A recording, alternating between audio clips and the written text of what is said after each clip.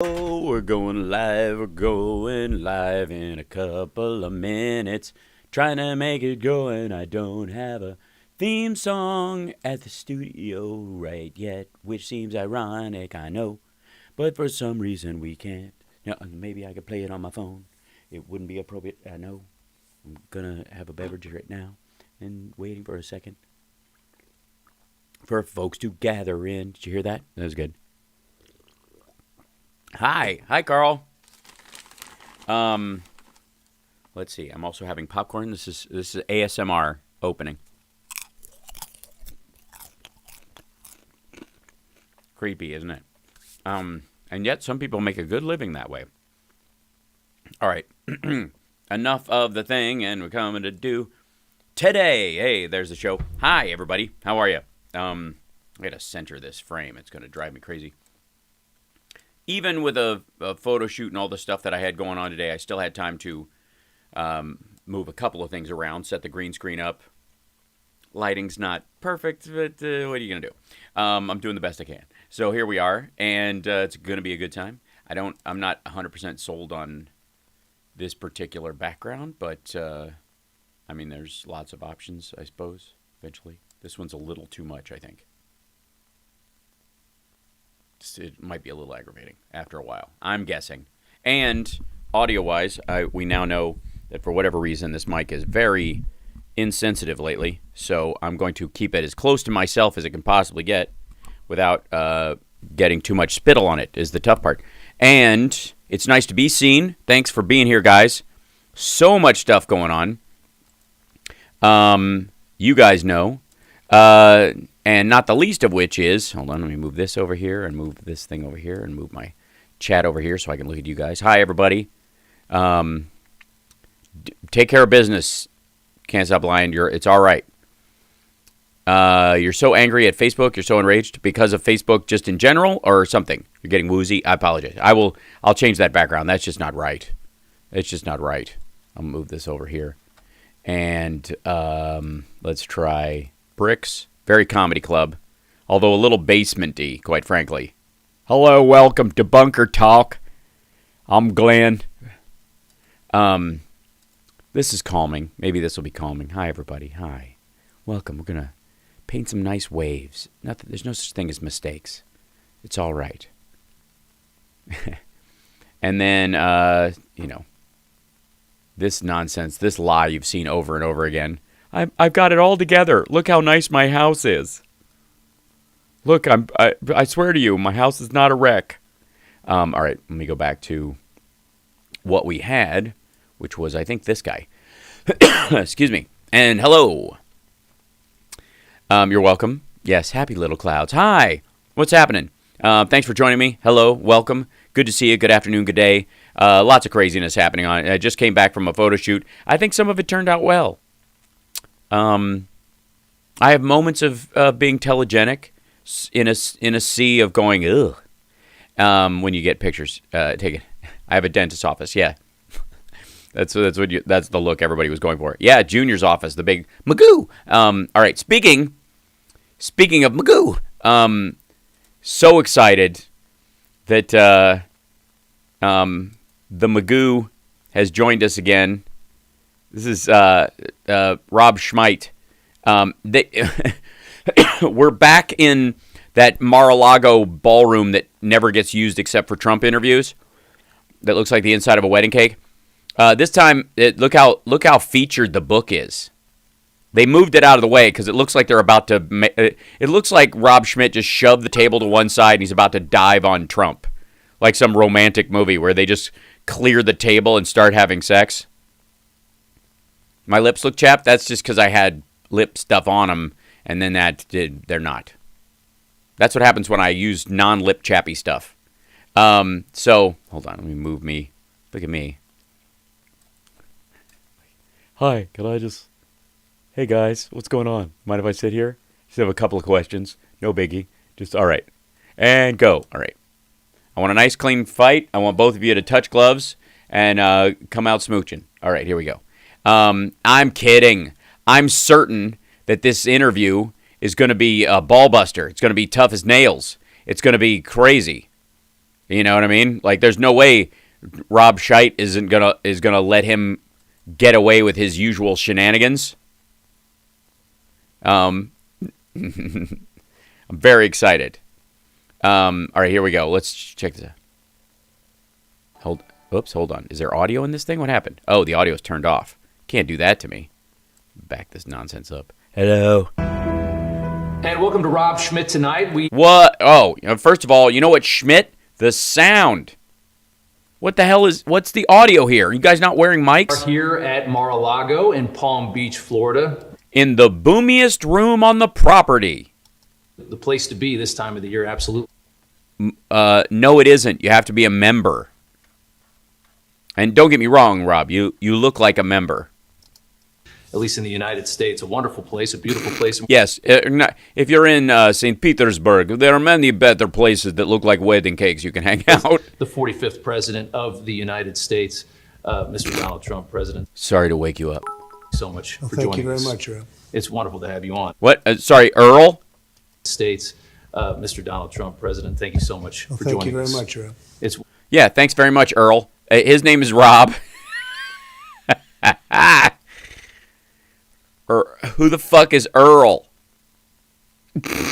You're kidding, right? Of the United States, Mr. Donald Trump, president. Thank you so much for joining us. Thank you very much, Rob. Yeah, thank you very much, Earl. Shit. I'm not the only one that heard that, am I? One more time.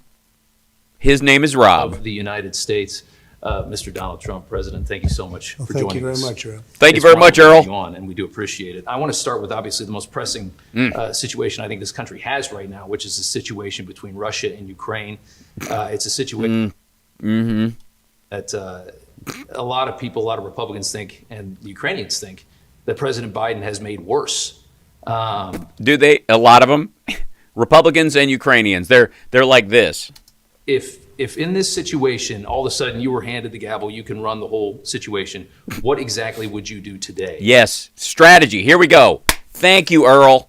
Thanks so much, Earl, for asking the real tough questions. Here we're going to get strategy. We're not going to get platitudes about how Afghanistan was the most embarrassing thing. We're not going to get about where they're laughing at us. We're not going to hear any of that shit because Earl shit has just asked him a solid question. Tactics. Tactics. That's what we want to hear. I'm very excited. Way to go for it, Earl. To fix it. Well, it's a tricky question because it wouldn't have happened. It wouldn't have. Yeah, it would just been magically solved. And this was not even thinkable. And yeah, it was. They invaded Crimea. They controlled Donbass. They took 2 other regions while you were president in Georgia. You just didn't give a fuck. China wouldn't have happened, and Yes, China would have never happened. There would have been no China. I blame China. I blame Biden for creating for the whole Qing dynasty thing. Philip Pittner, please hold on. Reach out to me, Russia. I lived there and covered it for CBS. I want to impart some knowledge. Love to hear it, Philip. Tweet me, my friend. That'll be great. Wouldn't have happened. This was not even thinkable. Yeah, just like Ukraine wasn't thinkable. What's that face? And China wouldn't have happened, and what's going to happen with Taiwan now, and lots of other problems. What do you think is going to happen? Yeah, Earl, get him back on track. What do you think is going to happen? No, he's got to tell you what his tactic would have been. Don't let him move on from this, you prick. I think that after the Olympics, it'll be a very interesting period of time. Thanks very much. Yeah. Shit. Yeah, after the Olympics, China's going to attack Taiwan because they lost the fucking the rhythmic dancing. Because they see the way we withdrew from Afghanistan. Oh my God. I don't want. Please, he asked you tactics. Okay, so maybe that's part of it. They saw how we got out of Afghanistan, how we stopped paying $300 million a fucking day. And the horrible way, not the fact that we did, because I was the one that got it down to 2,000 soldiers, but we were getting out with strength and dignity and the equipment and no death. Were we? When was that supposed to happen? When was what? Was there a... Where's that plan? Has he released that? He's going to talk about Abdul? Shit. What happened is terrible, and the world watched, and they watch our borders where people are flooding into our country. We have no idea who they are, where they come from. Well, a lot of times we can tell by the language they speak and the fact that their children speak the same language. And things are happening now that are very bad. I've never seen anything like what's happening to our country. But let's say right now Biden calls you. Yeah, get him back on track, Earl. Says, I have no idea what to do here. Yeah, that's what he would say. Totally. He calls you back in and says, please help me, former asshole. Thanks. Thank you, Philip. I'm an old Gen X, so I don't have to... Hold on. 1 second. The mouse on this thing. Just follow me on there, Philip, and I'll talk to you back. Just text me and or tweet me on there, and I'll do it. Yeah. Okay. Tell me what to do. What would you say to do? You have to project strength. Yeah. He doesn't have any respect for our leadership. He doesn't have any respect for our country anymore. They respected our country, and frankly, they respected our leader a year ago. This was not something. A year ago, Biden was the leader. Just for the record, a year from today, Biden was president. This is even after the election. Ever going to happen. Supply chain was never going to happen. Many things weren't going to happen. No. Inflation, when you look at that, you look at the crime rate in the cities, what's happening to Democrat-run cities. It was never going to happen. It was never going to happen. We were just going to stay in COVID and everyone was going to die. But this was something in Ukraine that was never going to happen. Oh, so it was never going to happen? Jesus. Not on the books. Say never going to happen again. Pipeline?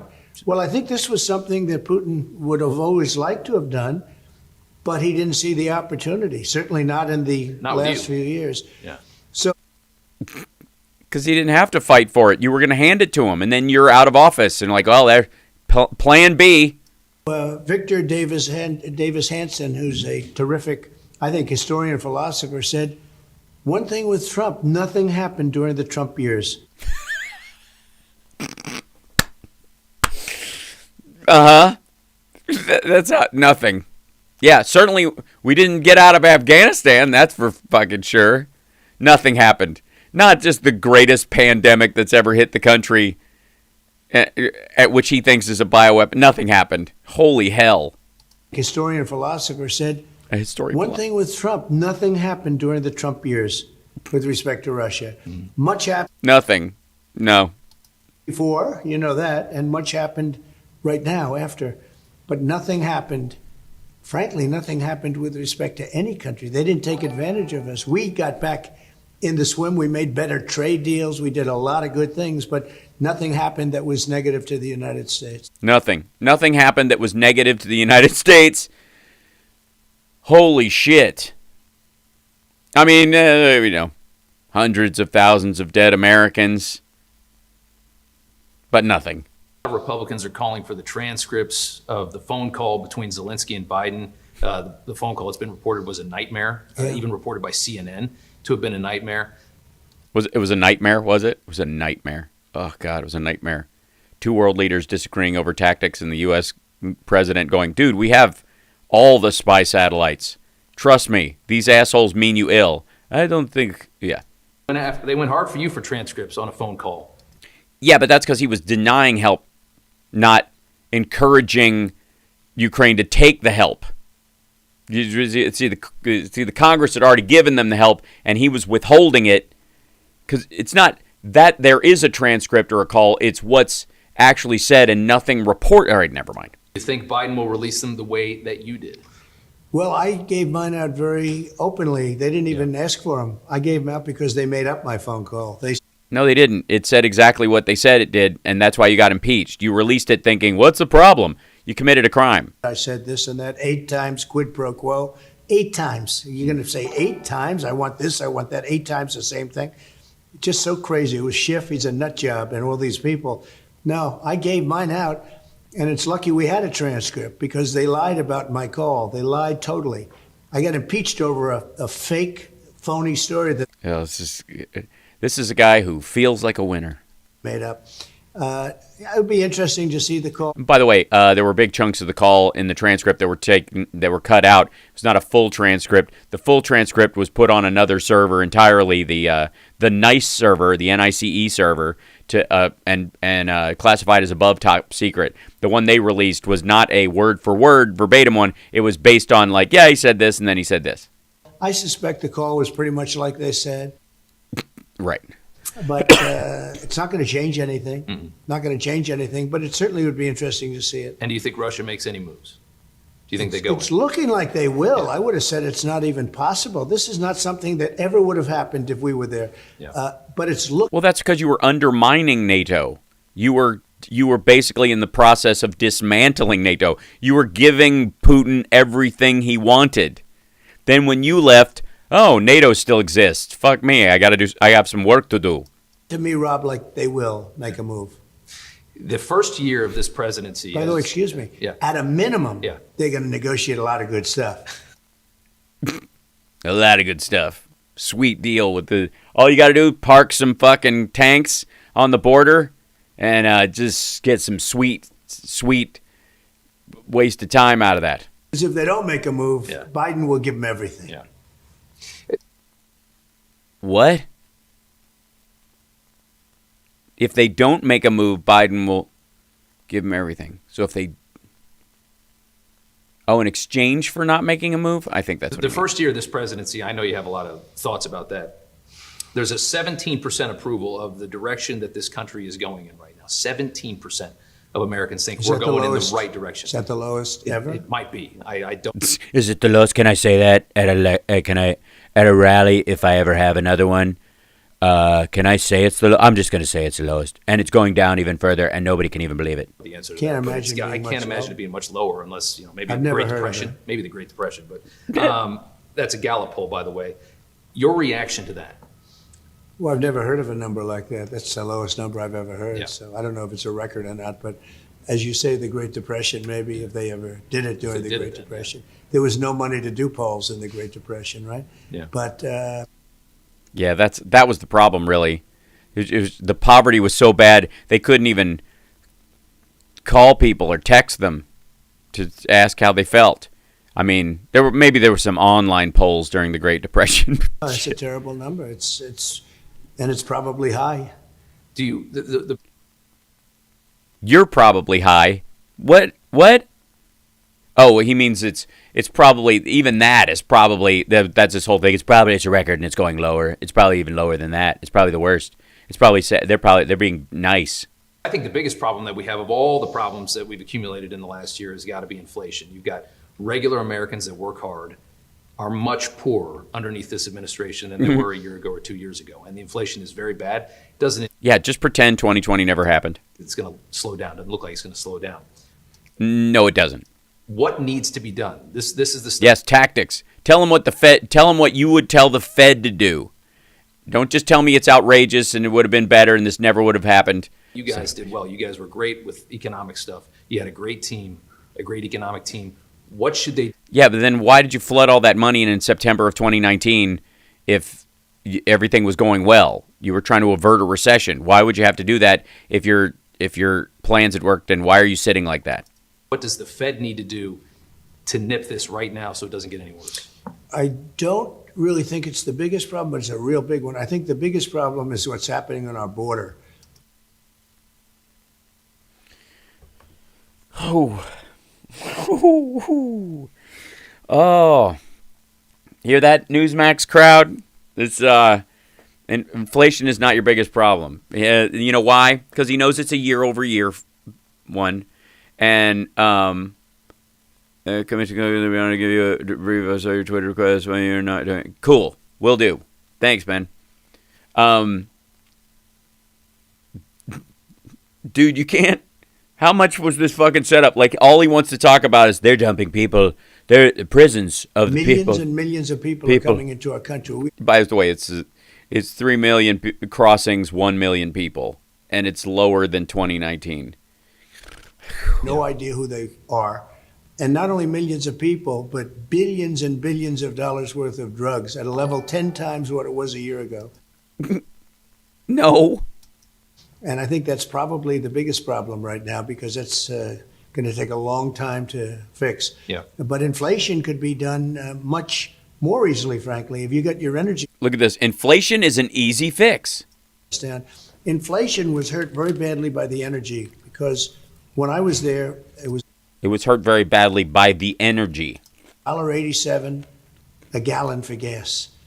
because no one was going anywhere. Now you know what it is? It's It's double. like $5, $6, and even $7 in places in California. Fucking hell. Is he going to make me do this? Son of a bitch must pay. I don't know why in the... All right. We've done this a bunch, but some people are new. Sorry. Dollar, gas, California. He keeps bringing this fucking thing up. I'm going to keep...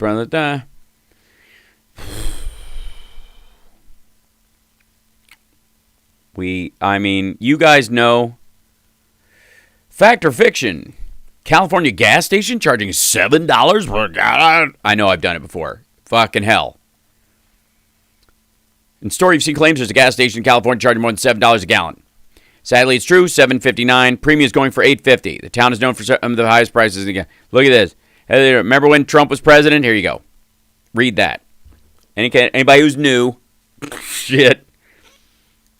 In 2019, while Trump was president, $11.75 for a single gallon of gas in that same fucking town. Gas prices are down fucking $6.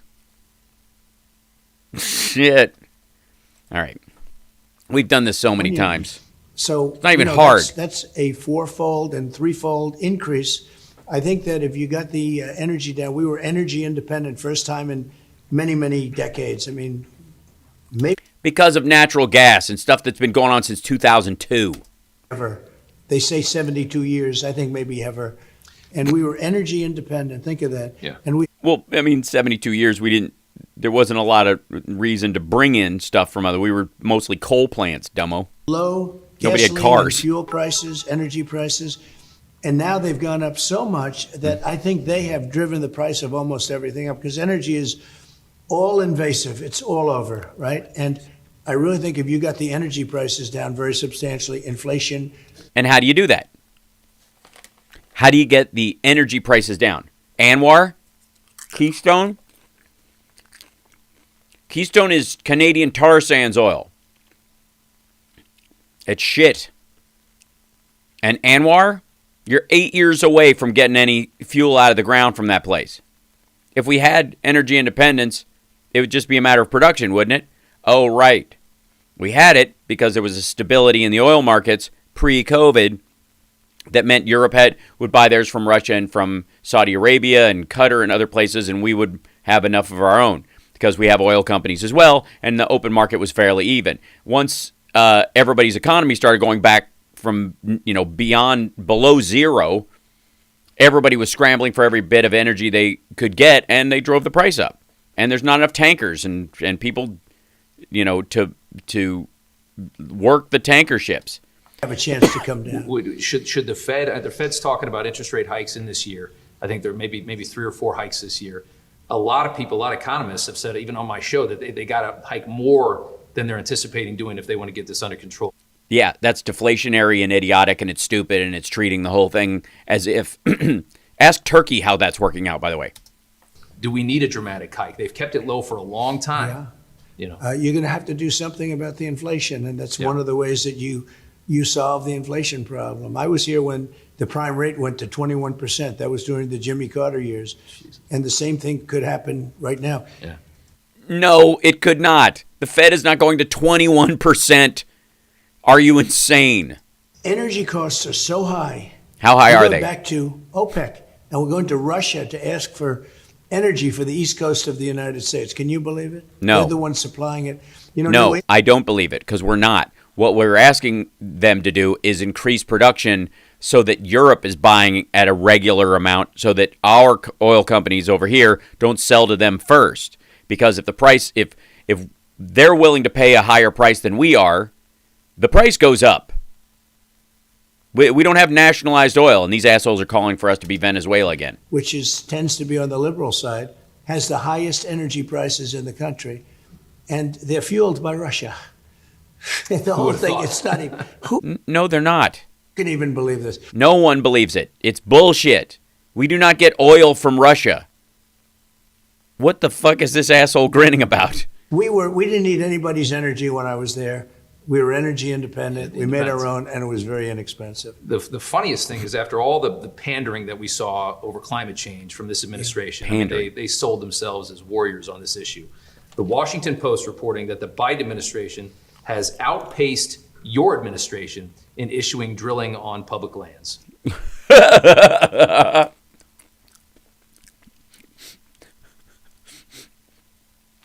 You can't sweep the leg with his narrative like that.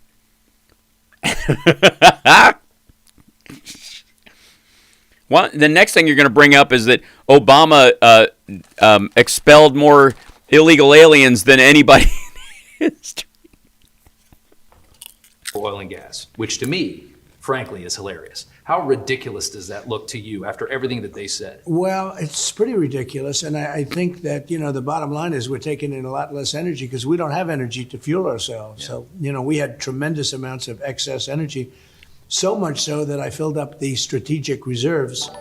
First time in 40 years that they... Bullshit. Oh, thanks, Dr. Kevscow. First time in 40 years. Oil was negative $35 a barrel. He waited till it was up to $25 a barrel just so the oil companies could make something off the government instead of us as the taxpayer getting the greatest deal ever. Bullshit. Right to the top. They were empty. They were not empty. They're never empty, stupid. Biden is using the strategic reserves that I filled oil up prices, to try and reduce oil prices. Can you believe this? Yes, with other countries, not by himself. They're not meant for that. They're meant in case of war, etc. But I feel war, etc. Bullshit. Most of the time, they're used to try to alleviate an economic pressure on the system. 75 million barrels. I filled them up at very low prices. It's amazing. It is amazing. It's amazing how I'm just sitting here across from you, and that fart was explosive. It's still lingering. In Texas. Talking about oil. Texas knows a lot about that. And you did a good job, too. And the crowd was massive. Heather and the group, they did a fantastic job. And we really appreciate you saying that. And we've been airing all your rallies. And this crowd. Oh, yeah. Great. And they haven't. Newsmax hasn't carried all of his rallies. It was massive. It was a massive crowd. I know you're not announcing anything yet. I'm not going to bug you about that. How do you feel support-wise, though? Do you feel like people are sufficiently donating enough money or buying your stupid fucking book? I read something the other day from Laura Ingraham over at Fox News saying she's not ready to support you yet. Are you feeling any hesitation?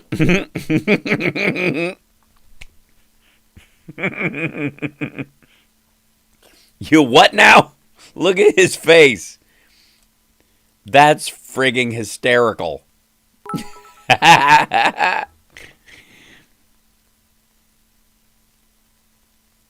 Laura Ingraham, what? She did what now? Look at this cut. This is beautiful. Back up. The other day from Laura Ingraham over at Fox News saying she's not ready to support you yet. Bam! Are you feeling any hesitation? Huh? Yeah. Yeah. She said she was misquoted, so you'll have to ask her. Oh, okay. Look, I think that I've never... Did she say she was misquoted, or is he just making that up too? Poll numbers. I've never had better support within the party. And I've never had more support outside the party. Yeah, you have. And it's very simple. Our country is going to hell, and we were doing great. So great. Until the pandemic, until the whole thing started with China and the China virus, we had numbers the likes of which this country or any country in the world had never seen before. Also nonsense. Like post-World War II, numbers were way better. There's lots of times when we were rolling. This is just goofy. But beyond that, you have to understand, this is under the context that this asshole believes that China attacked us with a bioweapon while he was president. Then we had to pull back. Thanks, Ali Hosher. And I had to get that under control, and we filled up all the cupboards, which were all bare. Yeah, all the cupboards were bare, and Goldilocks was in the softest bed. They had no... They really blew it on COVID. What the... They didn't have goggles. They didn't have anything. They didn't have goggles, nothing. And we filled them up with ventilators, with everything. No goggles, though? We became the ventilator country of the world in a 6 month. The ventilator country of the world. It was pretty amazing. Yeah. And Obama had ordered a big bunch of ventilators, and Trump had tanked the order. And they had to restart the order from scratch and paid full retail because the deal the Obama administration to buy them cheaper was thrown out. And then he was like, oh, shit, we need ventilators. And when they went back to buy them, they're like, no, that deal's gone. This is how much they cost now. pandemics and the vaccines and everything. We did everything in less than 9 months. It was supposed to take 5 to 12 years. No, it wasn't. Yeah, it would have taken 5 to 12 years if it was 1961. And did a great job. And we handed him over something that was incredible. And they really blew it on COVID. They really blew it. Did they? They sure as shit did well getting Democrats inoculated. To this day, they weren't equipped. They have no tests. Now they're getting the tests from China. More have died under Biden with a vaccine Right. than under you without That's a right. vaccine. Substantially more people have died. No, and not substantially. And also, the spread started in March. Basically, April was the window of it. So April to December versus Biden's entire year. Secondarily, who is dying? Is it people dying en masse because they're inoculated, or is it Trumpers? Right. More, you've been more vocal about vaccines lately, more maybe pro-vaccine of late. Obviously, we also have this situation with the truckers in Canada as well. Yeah. And you have a situation where these guys are fighting a vaccine mandate, In Canada, none of our fucking business. Yeah. but they not necessarily anti-vax. No, that's right. No, they But don't you're want supporting them. They don't want to be Yeah. told that Yeah. they have to put this in the body, and I understand. Yeah, well, excuse me, they have to interact with people along the route, whatever they're picking up and dropping off. We would rather them not, as truckers, be the typhoid Mary of every Canadian slaughterhouse. Yeah. I'm very proud of what we've done. Also with therapeutics. I mean, we have, between the Regeneron and all the other stuff that Yeah, those don't work on Omicron. come out. They do not work.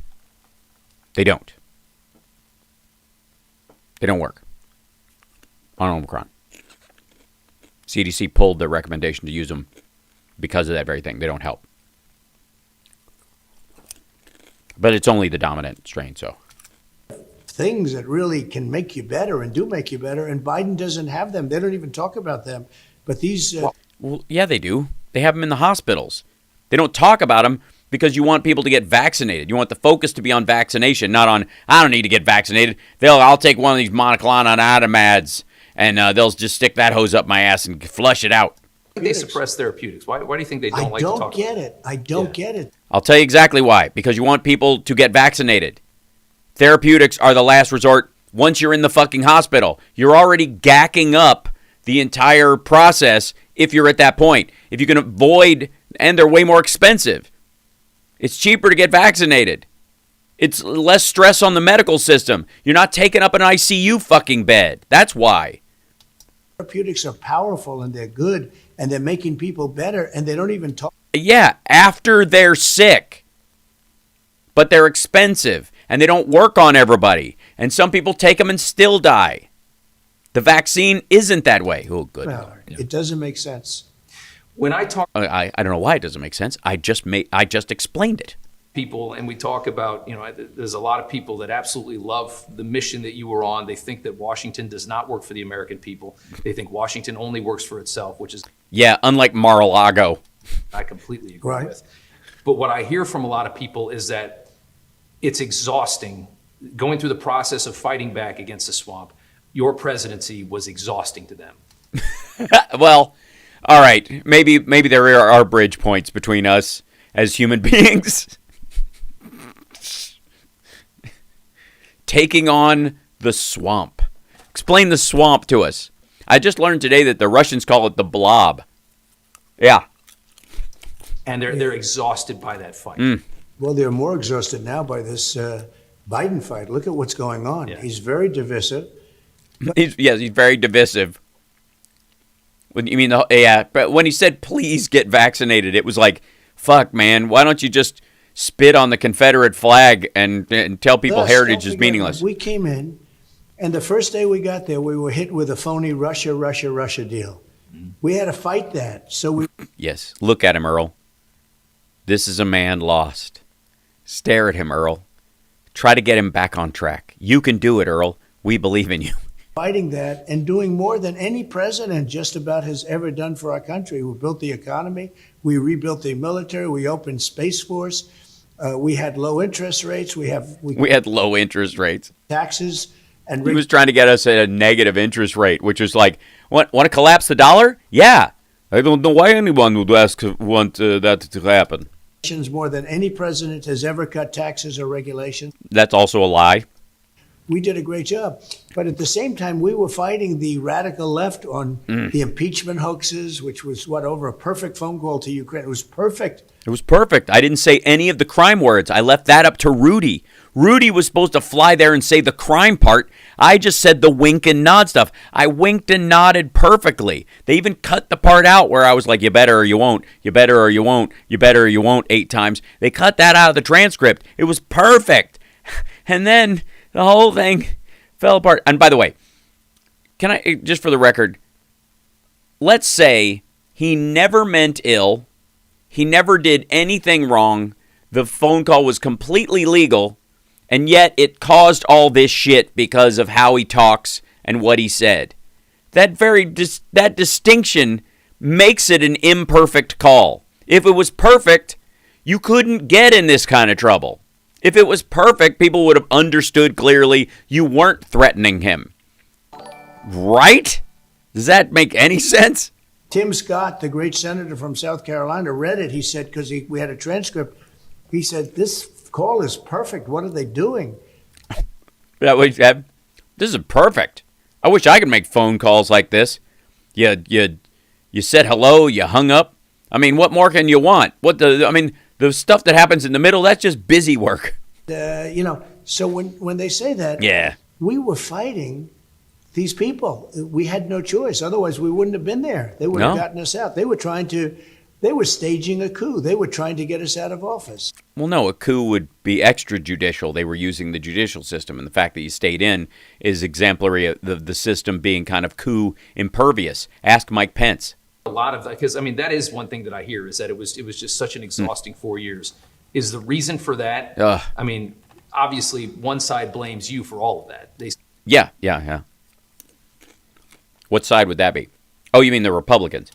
The rhinos made all this noise for 4 years. What is your perspective on that? Well, the reason for that is that they hit us before I even got into office with phony investigations. Yeah.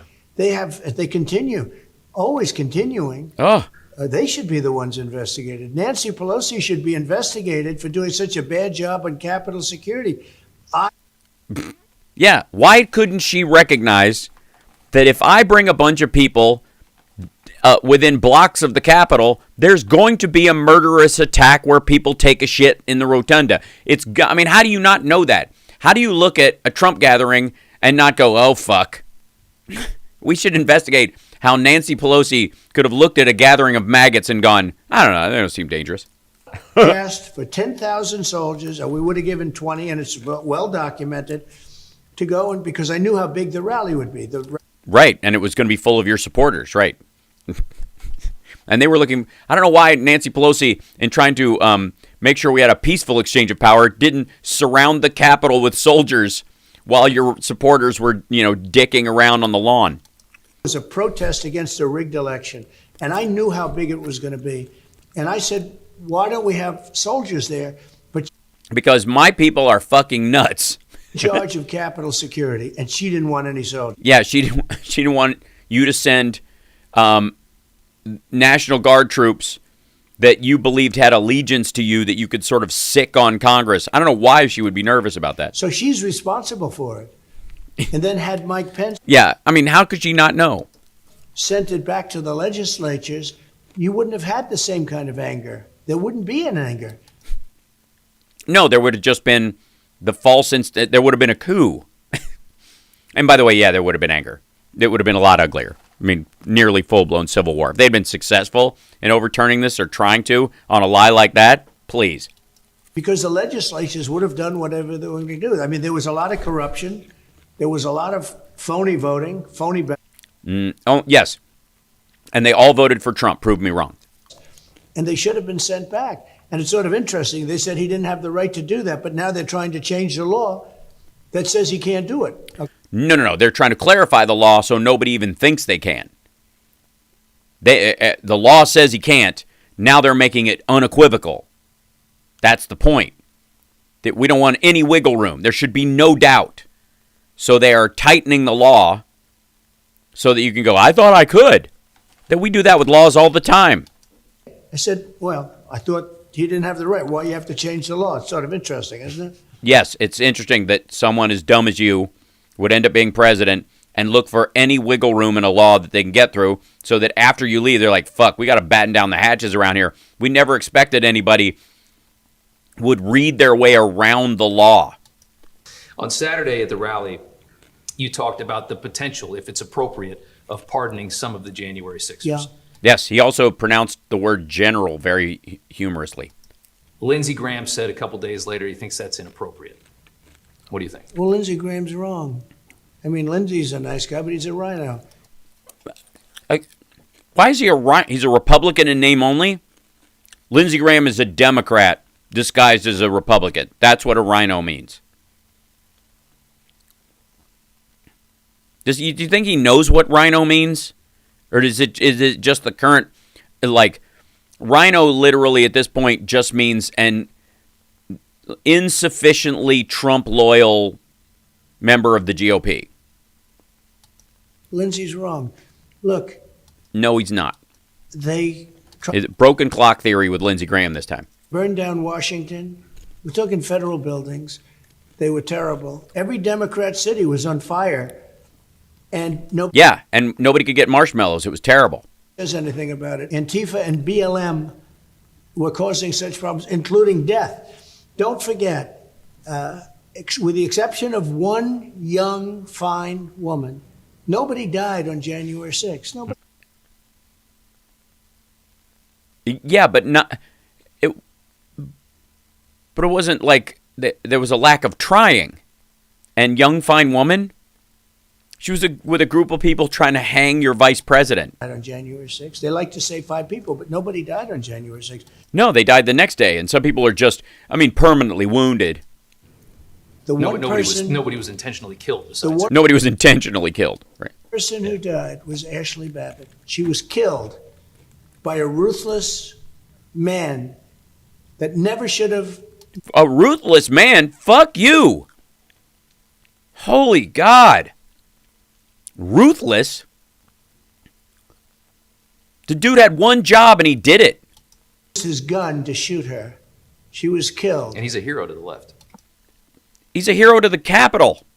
That cop is a hero. I think it's a disgrace. And in fact, they wanted to shield him, but he couldn't get on television fast enough. I saw his interview. And he thinks it was great that he shot her and killed her. And she didn't have a gun. She didn't have anything. Holy shit. I mean, that dude needs to sue this motherfucker today. Oh, and the cops that died the next day or any of that, like, they don't count to him. And the woman who, got trampled to death, she's not a fine woman. There's no reason to do that. It's a disgrace. But she was the person that died. And they don't treat them. You don't care about the other maggot lady that died, who got stomped? Treating these people the same way. You don't see with all of the killing and all of the fires and all of the burning, including of federal buildings, they tried to burn down the courthouses. I stopped them in Minnesota, in Minneapolis. We sent in the National Guard. Oh, you mean after George Floyd's brother pleaded for everybody to go home and they did, and then the next night you sent them? I'm not even supposed to be doing that. That's supposed to be up to the Democrat governor. Right. These are all Democrat-run areas.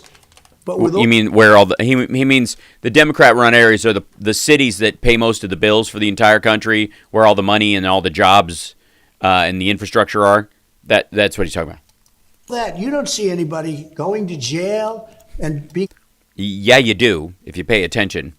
treated like these people. These people are being treated horribly. I would absolutely, because some of them are being treated very unfairly. Yeah, I would absolutely give them a pardon The if punishments things are don't work out fairly. Punishments are out of proportion to the crime. Out of No, they weren't. These assholes are still threatening to kill people. proportion, like 20 times out of proportion. These people are being persecuted. And the other ones, when they caught people who kill people, they want to give them the minimum sentence. They're out there fighting for a minimum sentence. No, it's a very unfair situation. By the way, the people who are in the D.C. jail that he's talking about right now, most people have gone home and they're awaiting trial at home without even an ankle monitor on. And the ones that are in the jail, they're still going to get a trial. They've had a bond hearing. They got to wait their fucking turn. And if they weren't threatening violence during their bail and bond proceedings, they'd have been home. Lives Matter, Antifa, and others, these radical left Yeah, the Boy Scouts. people. I mean, you have the vice president trying to bail everybody out of jail, but they weren't in jail very long. It was pretty easy to do. Yeah. And getting the bail was very easy. These people are in jail in a horrible, disgusting, dirty jail, so bad that the court system, which is very left, is angry. The court system is very left. Didn't he put in more judges than anybody? He does realize these are people he appointed. People have to live like this. And some of these people are not guilty. Many of these people are not guilty. Well, then they'll find that out at trial, fucko. You're going to have a real issue with the fact that they're going to show footage of how not guilty they are. What they've done to these, and in many cases, patriots, they're soldiers, they're policemen. Yeah, Timothy McVeigh was a soldier too. Your point?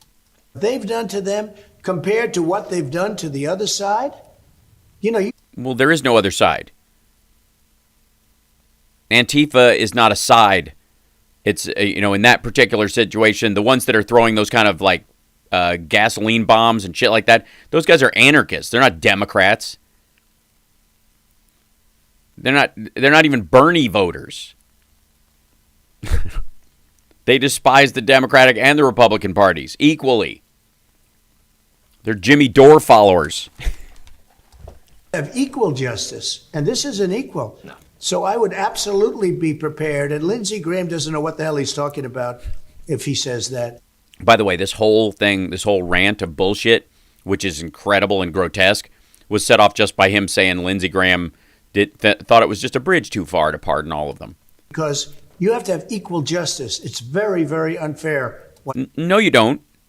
You don't have to have equal justice. You have justice. You can't have equal justice. It's fucking impossible. You treat each case individually. Happened to this group of people. Understood. Understood. No, I don't You live understand. a great life. You're now, for the time being, a little bit out of politics.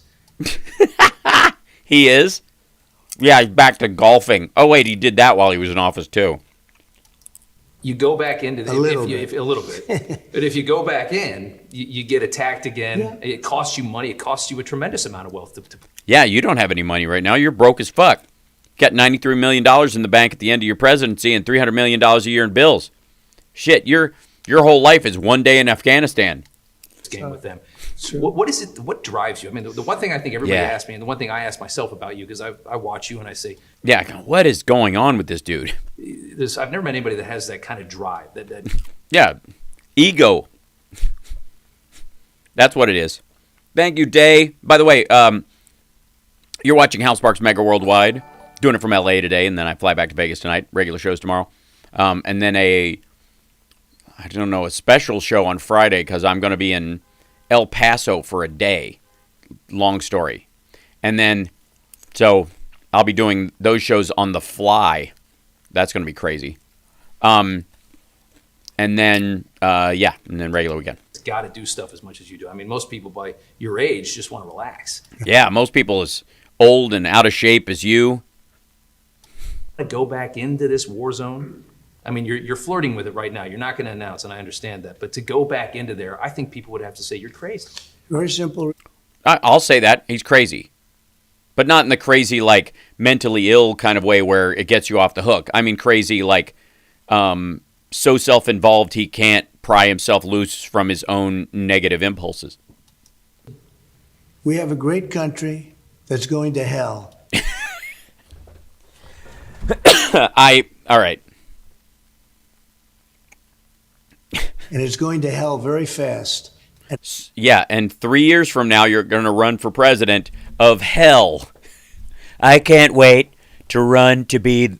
no one is better suited to be the president of hell than I am. I was almost successful in turning it into hell. Now, the seeds I planted are blooming into hell trees. And if I wait a little while for them to germinate, I will be the greatest. Make hell great again. Not going to have a country left. And I did a great job. He wants to be a president of hell that is not a country. There. Did more than most presidents would do in 30 years.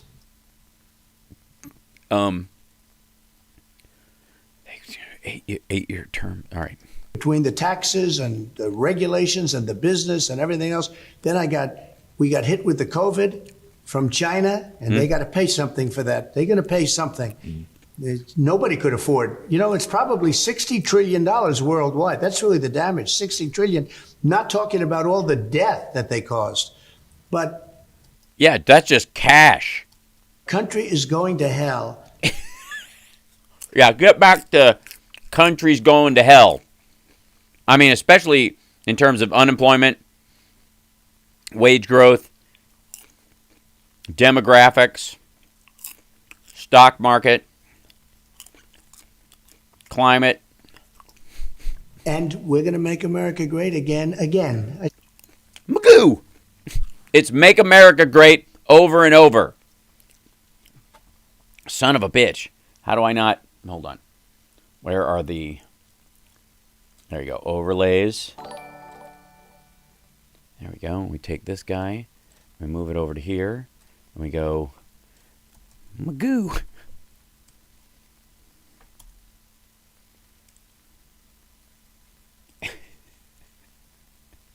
Magoo! Make America great over and over. Magoo!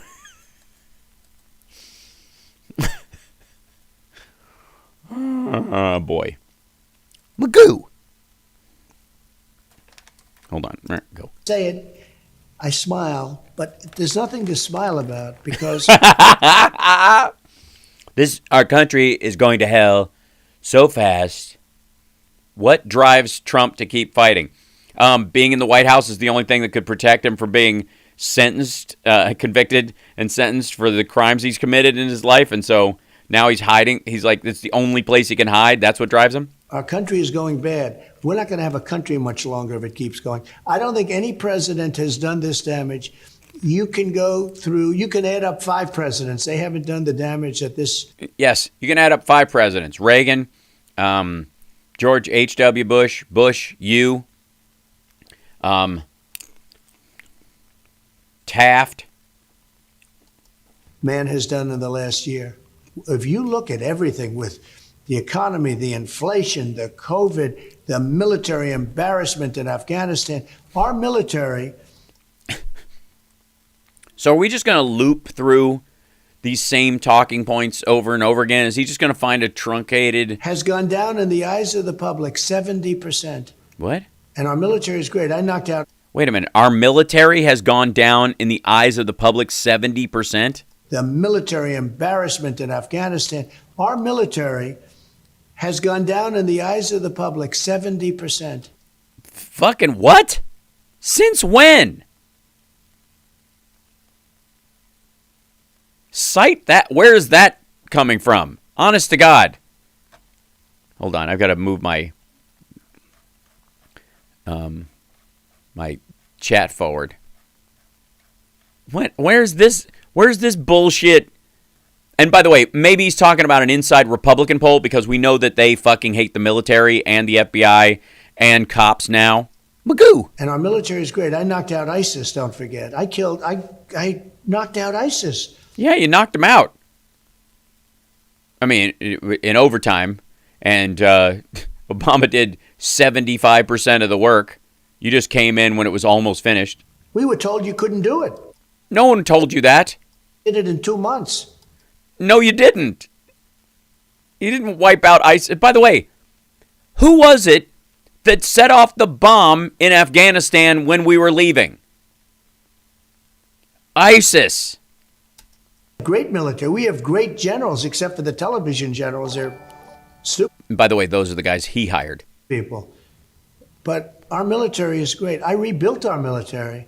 They gave $85 billion worth of equipment, handed it to the Taliban. No, they didn't. And then they had a parade saying what a stupid country America, what a stupid country Oh, you mean 5 trucks? United States. Oh my God, the largest economy in the world.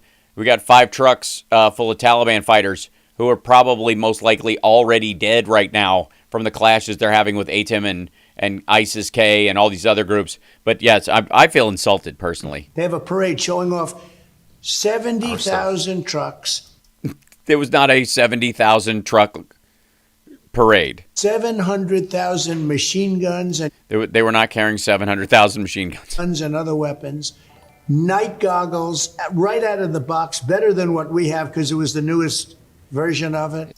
Embarrassing. What do you mean better than what we have? We have those. That's what we have. Planes, tanks, everything. And weird. And do you see footage right now of the Taliban rolling around in tanks and helicopters and airplanes? You don't. Why is that? Maybe because they don't roll or fly? Ask about the picture book real quick before we go. Yeah. Yeah, let's tell. Yeah, picture book. Sorry. Yeah. I need to pay the bills on this dump. So you can, I mean, I this, love Yeah, it's good. Oh, it's a good book. Look at his face. He's like, they've got all of our tanks and our guns and our da-da-da, and then, ooh, book. everything. let's ask about the picture book real quick. Oh, that was an edit. Look at that. That was an edit. Planes, tanks, Watch. everything. Let's ask about the picture book. Look at that. That was a shit cut. Before we go. Yeah, Just so sure. you can, I mean, I this love this that. book is actually incredible. Because his staff said, wrap it up.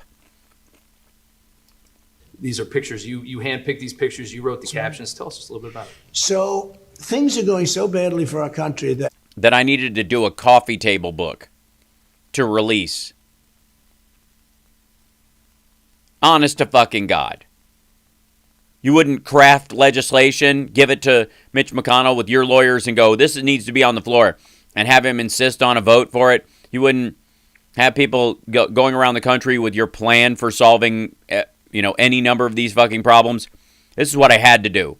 The country's going to hell. So my response was, make a little money off the rubes that buy my shit. people were calling, can we have pictures? Can we have anything? Because, Yeah, that's what they were saying. Can we? It's like the final episode of The Office. Take anything you want.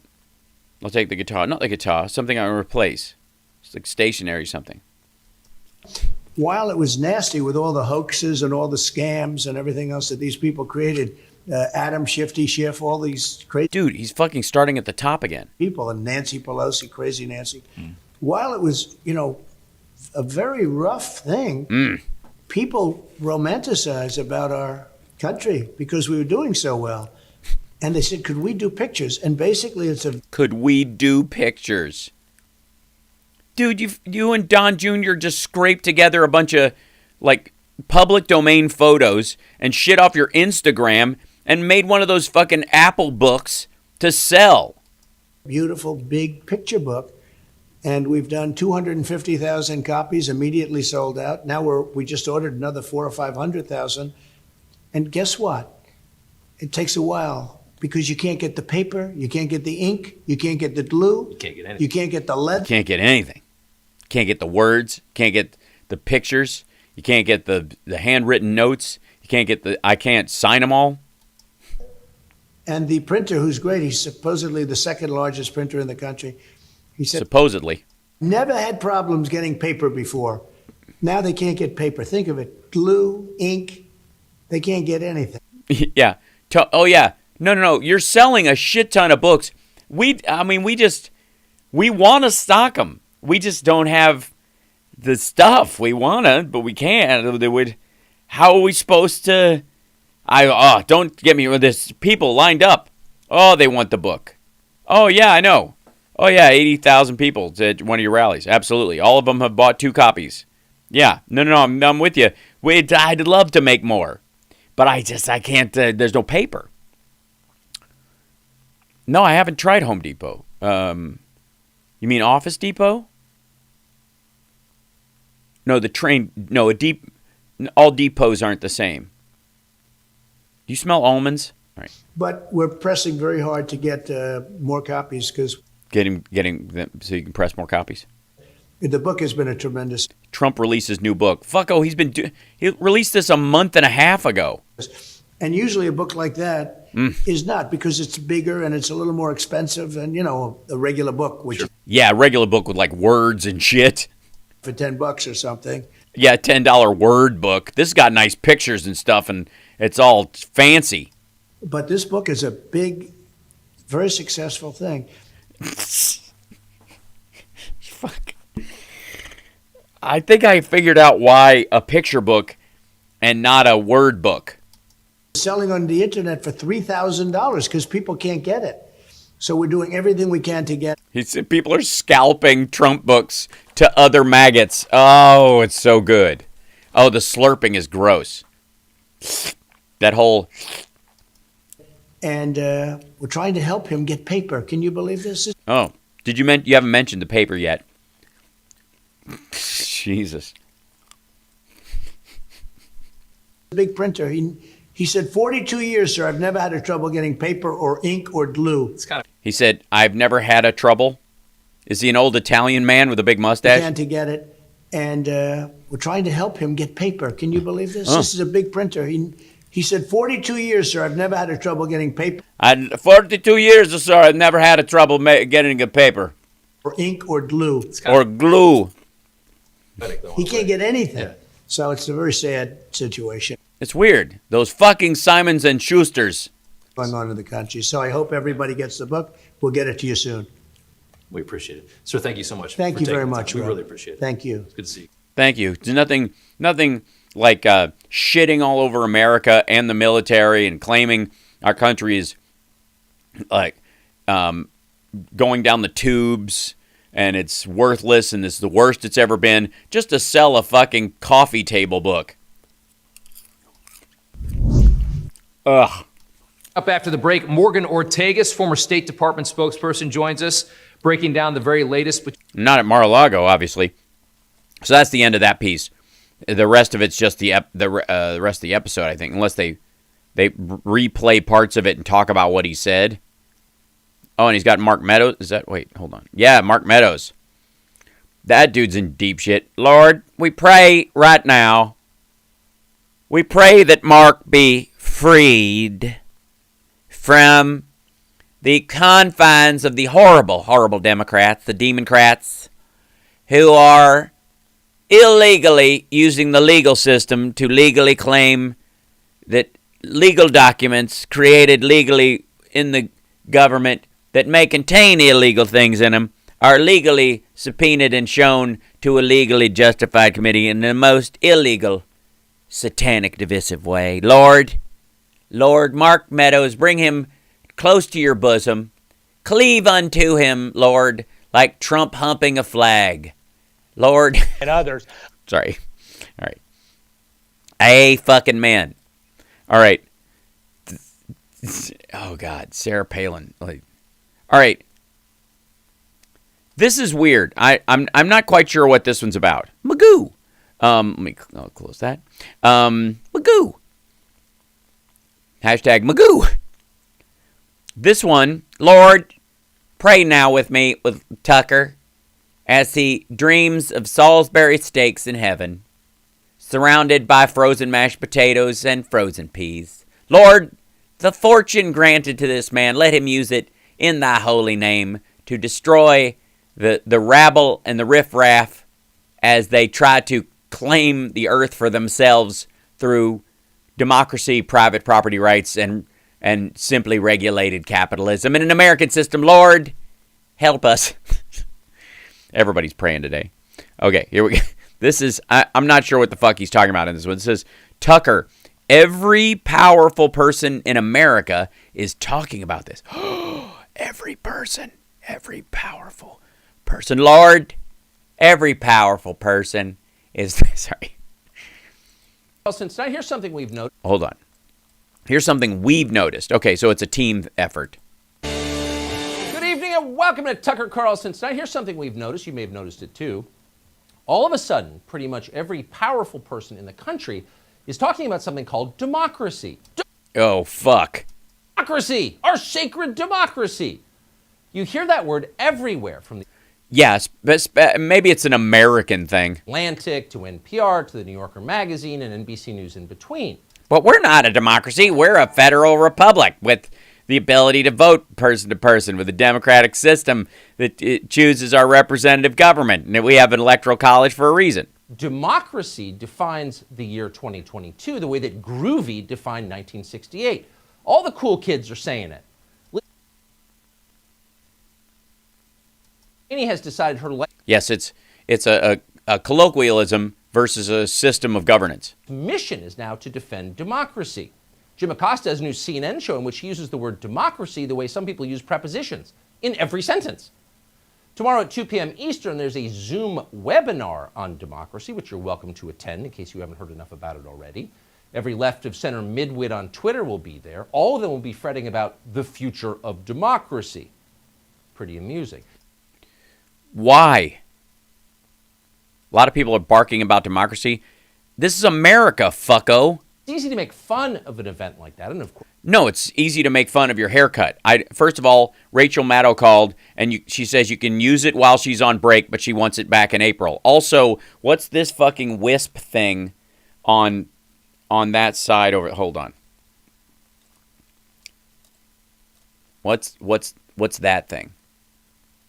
Is that just a DGAF curl? Just like don't give a fuck?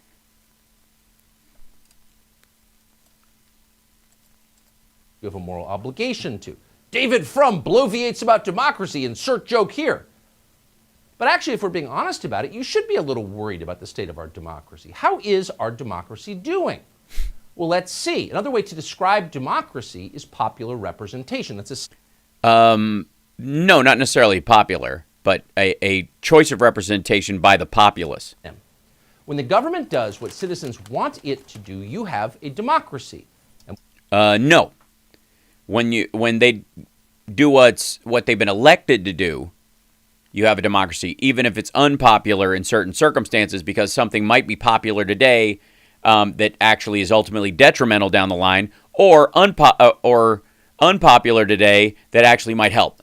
it doesn't, you don't. You no longer have a free country that is ruled No, you can just elect new leaders next time if it stays like that. by its people.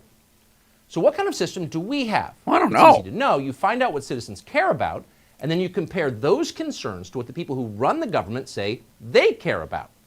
If you've got a functioning democracy, Oh, this is going to be like, people care about COVID, and all we're talking about is CRT. there should be a fairly Because you take a bunch of footage of people caring about a minor issue or a side issue of something else and say, look how much it's on the news, and therefore that must be what we're focusing on. overlap. I'm sure he's going to cut to a budget meeting. In a democratic system, leaders try very hard to speak for their voters. That's the whole point of the government. Mm-hmm. So let's apply that test to the United States of America. What do our leaders care about? What? We know the answer because they tell us constantly. Our leaders care about equity and climate change. They care about trans rights, police brutality, the deadly insurrection of January 6th, mandatory vaccinations, more H-1B visas for Indian tech workers, and above all, at the moment, defending our closest ally, Ukraine, from Russian aggression. Well, those are the things that make the news because those are the standout issues, whereas the perfunctory function of the government, like, say, an infrastructure bill, isn't in the news a lot right now because we fucking passed it. And of course, they care about third wave academic feminism. That's deeply important to them. Watch is the most famous Democrat in Congress. Define that, please. Gives us an impromptu tutorial on Instagram about the connection between Oh, Instagram. I'm sorry. Yeah, I mean, it's basically the same thing as a congressional committee. cosmetics and the patriarchy.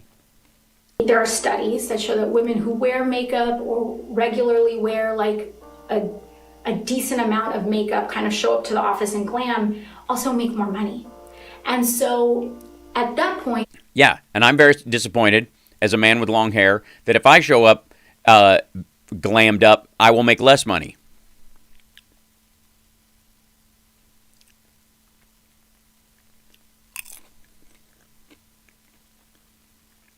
Also, men who don't shave in corporate situations, if they don't take a razor to their face every single day, they make less money. Let me explain. Well, I don't have any piano music behind me, but let's be real clear about that. Men who shave and go to work make way more money than men who don't shave when they go to work. So makeup is tough, and I understand it, but men put a razor to their face to make sure they make enough to pay their bills and that of their family. Stops being, these calculations and decisions stop being about choice, and they start being about social acceptability, patriarchy. We live in systems that were largely built for the convenience of men, and oftentimes were designed with the subjugation of women and queer people in mind. Give that lady an MSNBC show. Sorry, Mika. Mika doesn't talk like that. It's not even part of the conversation. I wear makeup because I'm oppressed. Me. By the way, Tucker Carlson's wearing makeup right now. Me. Now the short... Tucker Carlson, if he did his show without wearing makeup, would make less money. A lot less. I mean, he was born rich, so it doesn't matter. The description of that is narcissism, which in the end is the defining concern of our leaders. Above all... Well, she's not our leader. She's a congressional representative from a single district in New York. She hasn't been elected to a statewide statewide office, much less a national office. I don't know how you choose your leaders. I don't have any. I have representatives that I think are great on different scale levels, like president, senator, congressional candidate, in my area. And I choose based on that, but I don't choose them to be my leaders. Are interested in themselves. If you work in the media...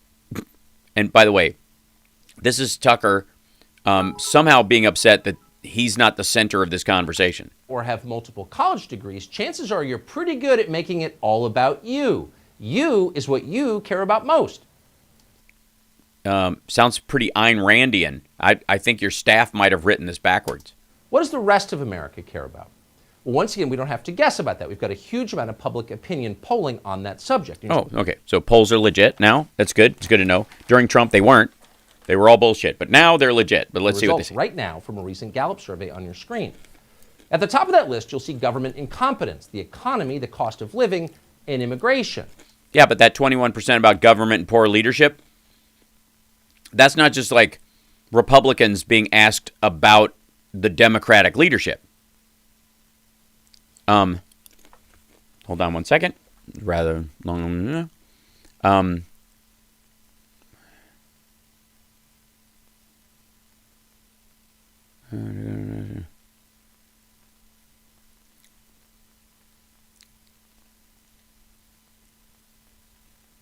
People need to let me know.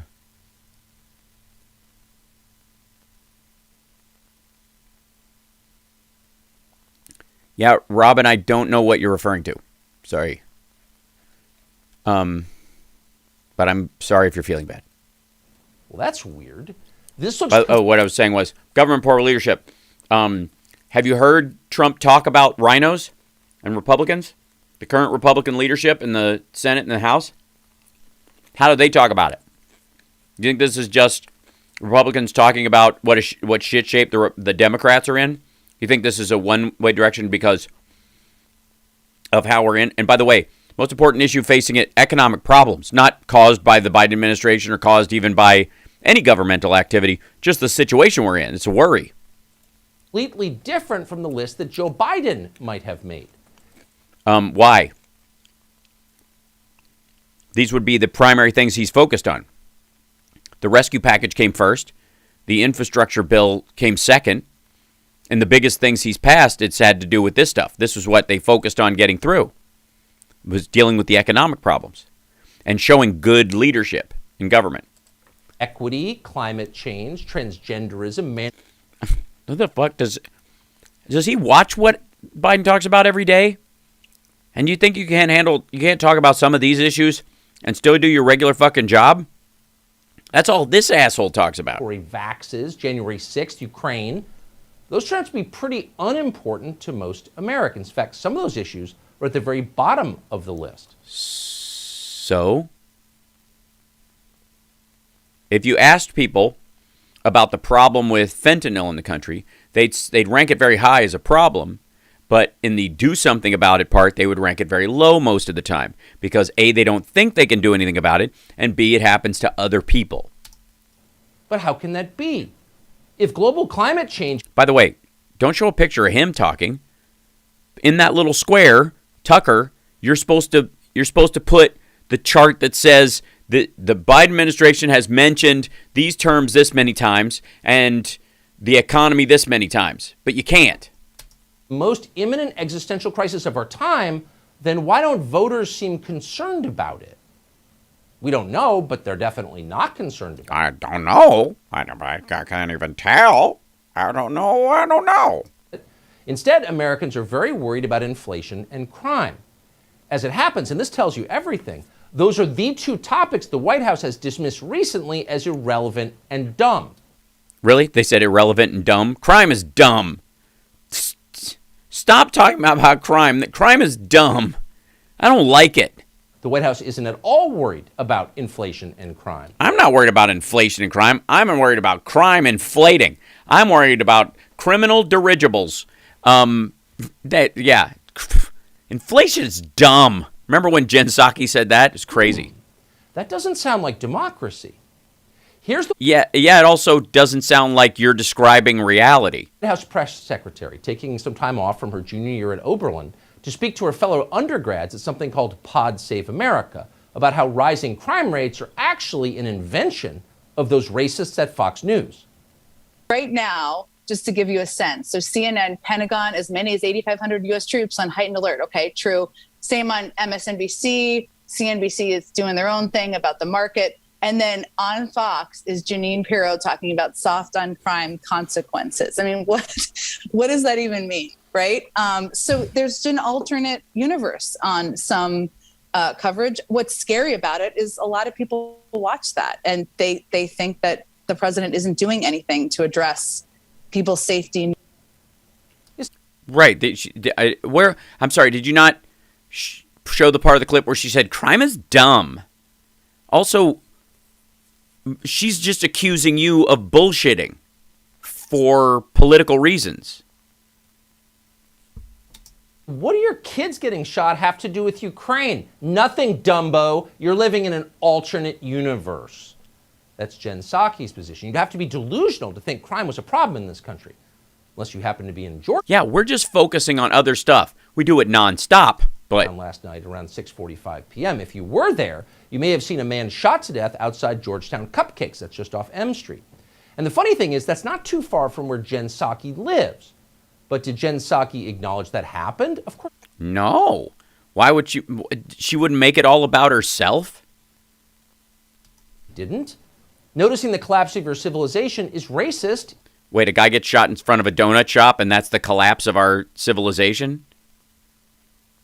I'm getting the picture that this is having something to do with race. And when it's happening just down the street. Look away, Jen Psaki, look away!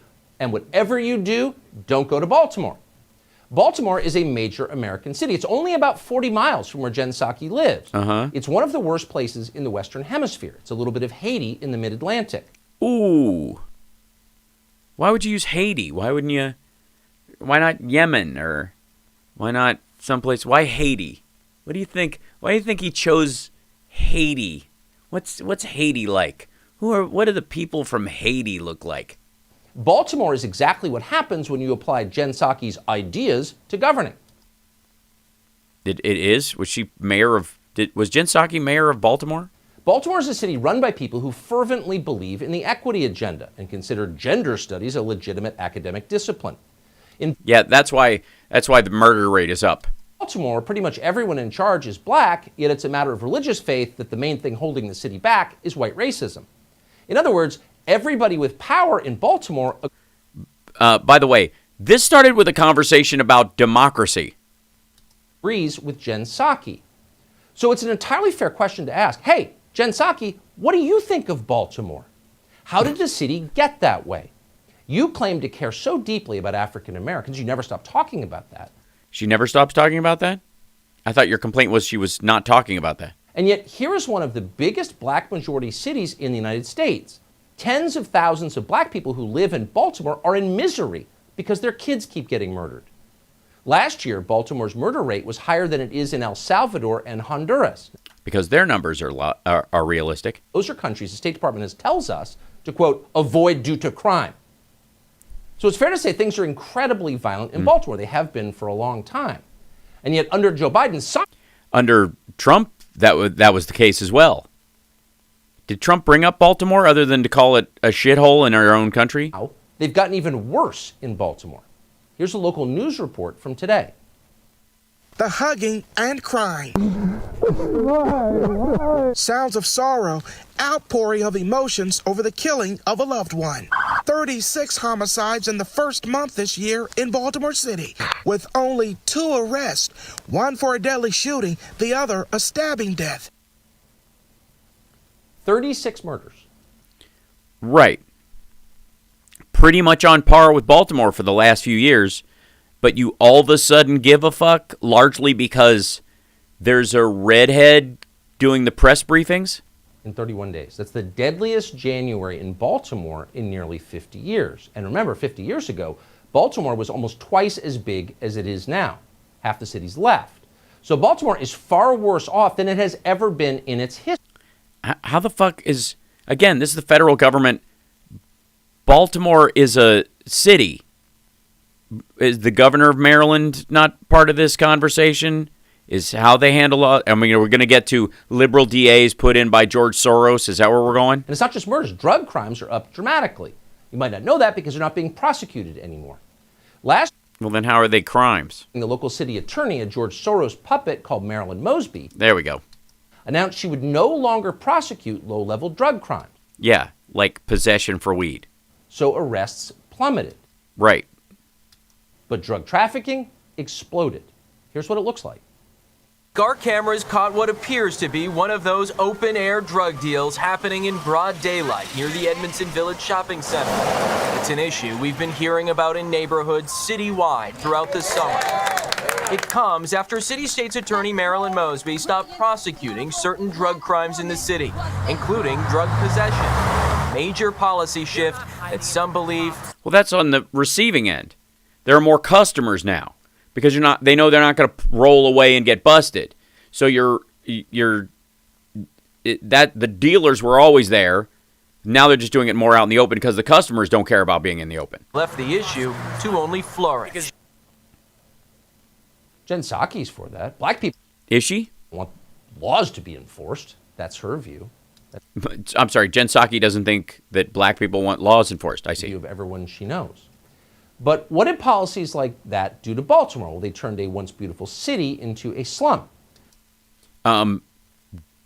Baltimore's been fucked for decades. Now you give a shit? You didn't give a shit during Bush. You didn't give a shit during Bush 1. Didn't give a shit during Reagan. You didn't give a shit during Clinton. You didn't give a shit during Obama. Maybe some. According to a report by Fox 45 in Baltimore, public school administrators have instructed the police to stop arresting students for committing crimes. And that would include serious offenses from burglary to assault. So the cops did stop arresting kids. The number of students arrested in Baltimore schools has dropped by 98% in the last decade. So what you're saying is that the federal government should step in between the school boards and the students. That there should be more federal oversight of local school boards and local police departments because the state's autonomy is causing this problem. That looks good on paper, but it turns out ignoring crime is not the same as stopping crime. Schools in Baltimore got so bad that kids stopped learning anything. Watch this report and ask yourself, what is Baltimore going to look like in 20 years? In reading, 628 Patterson High School students took the test. 484 of them, or 77%, tested at an elementary school reading level. That includes 71 high school students who are reading at a kindergarten level and 88 students reading at a first grade level. Another 45 are reading at a second grade level. Welcome to urban Appalachia. Just 12 students tested at Patterson High School were reading at grade level. That comes out to less than 2%. Again, how the fuck is this Jen Psaki? The kids can't read. They're illiterate. What does their future look like? What does Baltimore's future look like? What does the country's future look like? How are they going to participate in our society? Yeah, all these Baltimoreans spreading out all over the country, illiterate and not knowing in this one particular school. You wouldn't know any of this was happening by looking at the official graduation numbers, because last year Baltimore announced that students will graduate from high school even if they fail their courses. Baltimore's so-called chief academic officer, that would be a Harvard-educated bureaucrat called Joan Dabrowski, announced that this policy was designed to, quote, avoid the punitive approach of failing students. Okay, but somebody is failing students in Baltimore. Somebody, in fact, is failing. And again, how is this about Jen Psaki and democracy? In the entire city. And you have to ask yourself, who would that be? I don't know. I need to ask why you're not doing this about Memphis or Knoxville or parts of Nashville or all of Appalachia or huge chunks of West Virginia. Because there are definitely places through the country. Alabama comes to mind, where this is happening in spades all across there. But something about this town that makes this problem special. You'd like to ask Jen Psaki, who do you blame for Baltimore? Did white men do this to Baltimore? Was it the patriarchy? Was it structural racism that caused all those murders? Do you agree with Pete Buttigieg that Klansmen urban planners put the highways in the wrong place? That's in California. And that's the real problem. Racist roads. Or could it be that the real problem with Baltimore is something much more obvious? Could it be that progressive policies designed to, quote, lift up marginalized communities in the end destroyed those communities? What's the answer, Jen Psaki? Why are you asking her? In a functioning democracy, people like Jen Psaki would have to tell us the answer. No, she's the spokesperson for the White House. They would be required to live in Baltimore. By the way, this whole segment involving democracy in Baltimore and Jen Psaki all comes from the fact that she, during that roundtable video call she was on, pointed out that Fox News is all in on crime reporting locally to dismiss all the functioning good things the federal government is doing, while ignoring the fact that most of these problems are on a federal or on a state and local level. They learned something. Just as the people who wrecked Afghanistan probably ought to explain what they've learned before they move on to Ukraine and Russia. Sorry, they wrecked Afghanistan? They wrecked Afghanistan. I mean, materially, there's stronger infrastructure and the ability to carry out a good government in Afghanistan more so than there was before the Afghanistan war. The difference is who takes it over. That's not something we can control, nor would we want to. A requirement. And in fact, honestly, you'd think that people like this would welcome a chance to reflect on what they've done. They have screwed up very badly. They've hurt the weakest among us. For Christians, that's the greatest sin. But these people aren't Christians. They worship only themselves. You're not a Christian. So they turn away. You can bet money that Jen Psaki rarely goes to Baltimore. It's just too depressing. You can bet money that Tucker Carlson never goes to Baltimore. Raises too many questions. Instead, Tucker Carlson limos to and from work. Psaki and her friends are planning their fun little summer trips to Bozeman or Martha's Vineyard or East Hampton or some other remote and blindingly white outpost of privilege. Funny how that works. Funny how you can assert that without anything. Stuff, and then you ignore it. This allows you to wreck more stuff without feeling guilty. That's modern progressivism distilled to 18 words. Hey, Sean Hannity. 18 words. 18.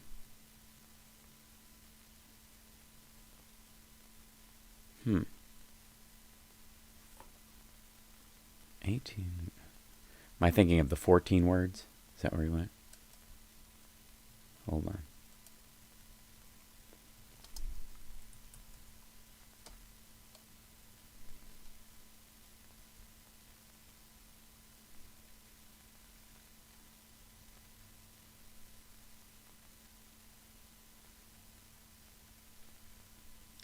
18 words.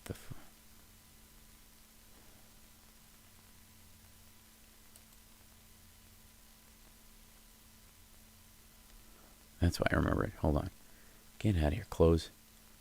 Look at the quit. I don't want to look at that. I want the book cover.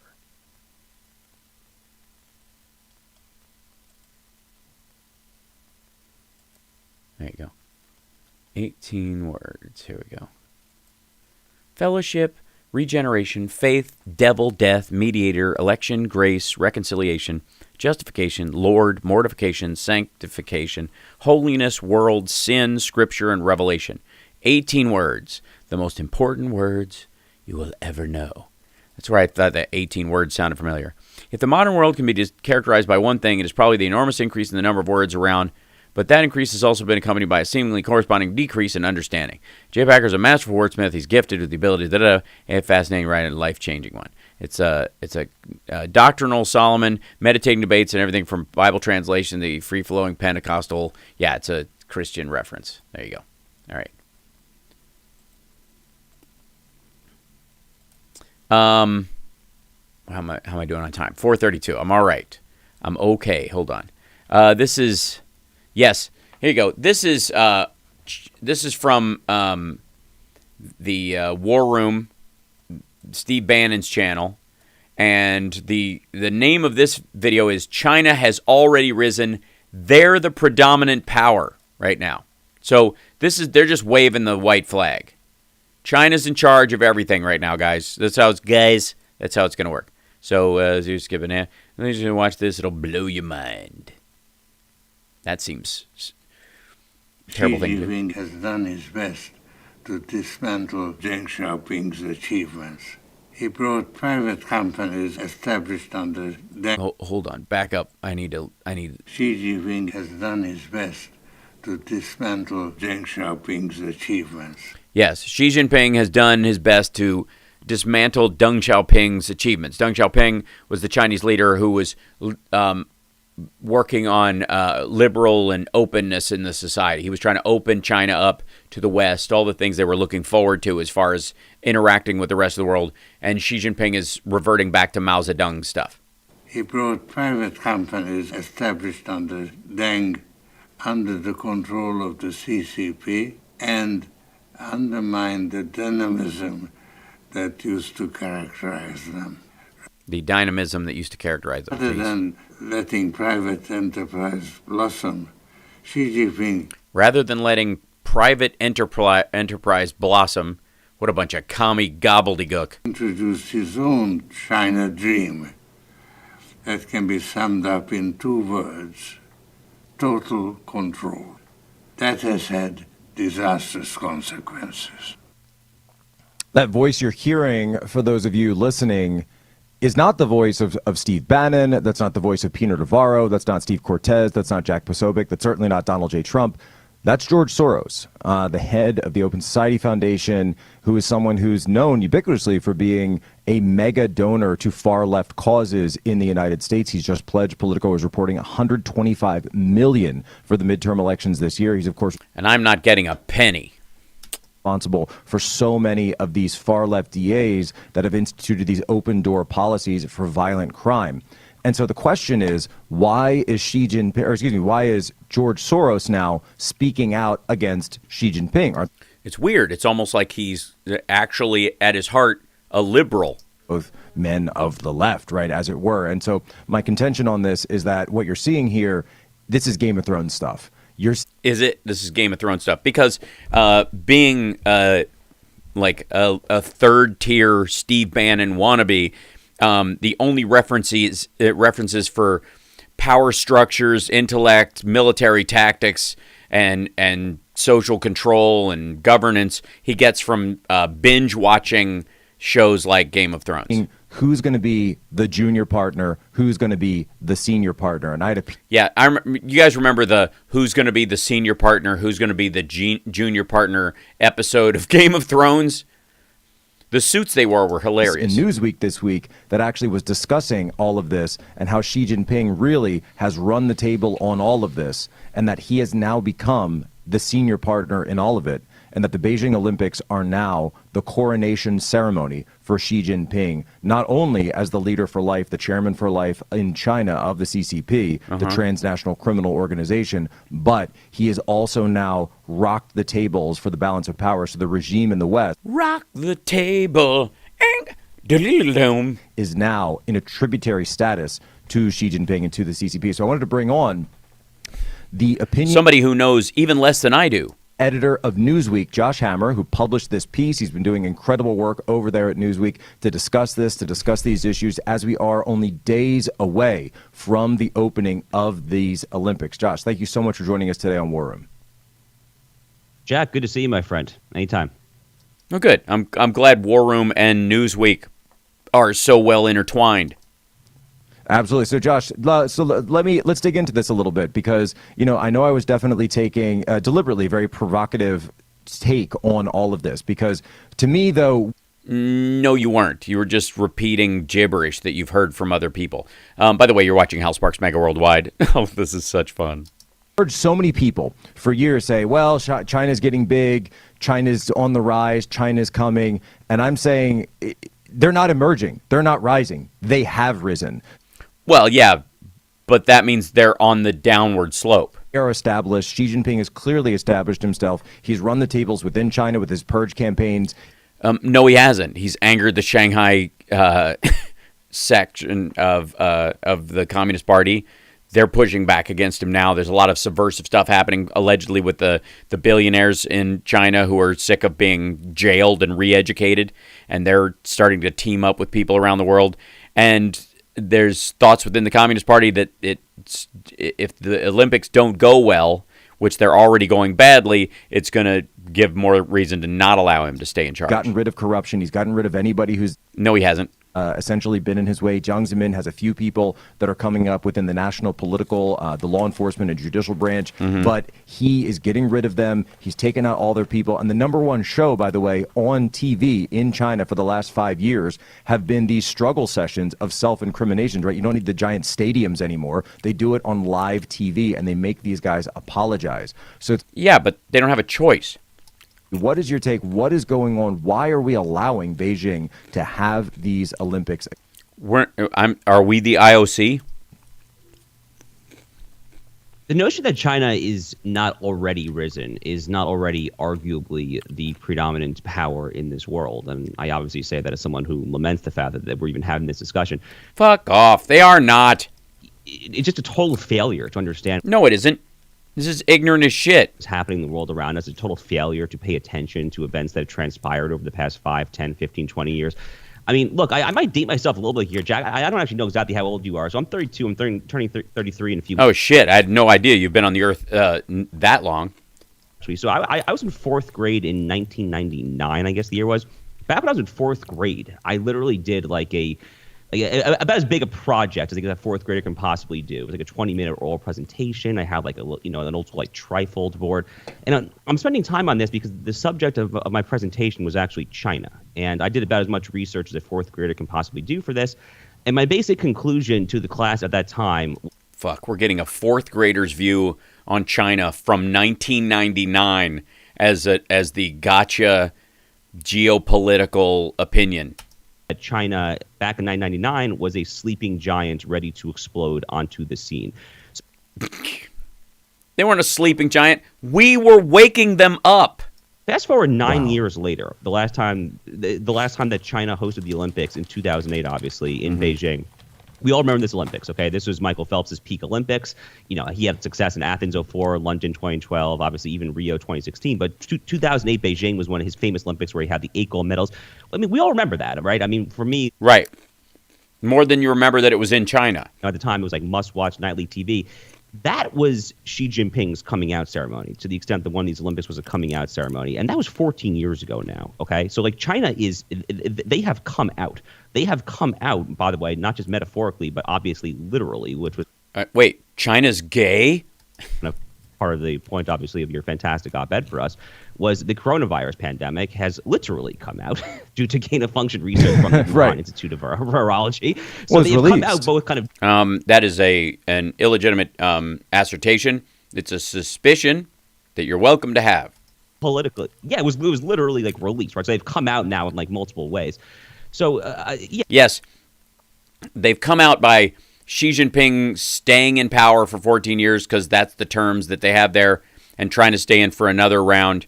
And they've come out by releasing a worldwide disease, just like I said they would in my 1999 fourth grade paper. This notion that China is like still like simmering and like we can like contain it. No, they are out. Nobody thinks that. They're over the hump, dum-dum. There. The question is what we, geopolitically speaking, do about it, obviously. I mean, it seems like we're entering, or at least we theoretically have already entered. I'm not sure if elites have grasped the fact that we are... the elites don't grasp it. I see. ...in a new era of kind of great power strategic competition, that the U.S. is no longer kind of the unilateral one and only kind of superpower in the world, that we are... You mean like we were during the Cold War when we were dealing with the other big superpower in the world and we were having a nuclear standoff for decades? Oh, I'm sorry, the majority of that happened before you were fucking born. Competing against a new superpower. And that's just the reality. So, No, it isn't. To answer your question about what... Magoo! Or are we doing? Well, kind of like a feckless kind of quasi-diplomatic boycott, the likes of which the Biden administration seems to be doing, obviously is woefully insufficient. I mean, I was definitely on the team of like full boycott. I mean, there's no reason to grant this any legitimacy, any imprimatur of legitimacy whatsoever here. But, it seems like that argument failed. Yeah, because nobody would listen to you. And also, what the fuck does that have to do with...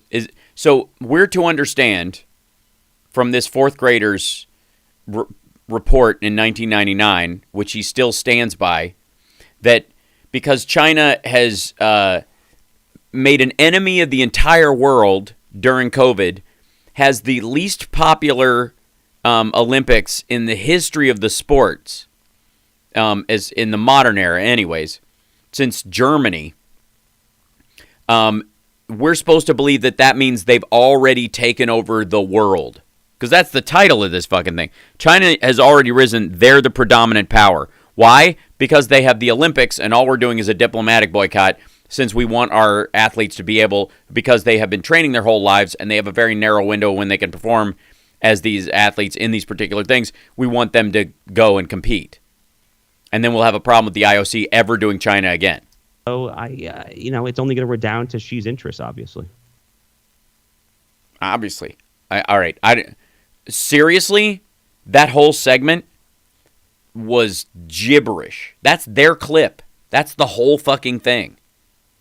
2,542 views, only 268 rumbles. Apparently, the audience was not impressed by this, the dissection of their geopolitical understanding of China and where it stands. Can I show you guys real quick? One of the guys that let's see. Let's see if I can find this real quick. Let's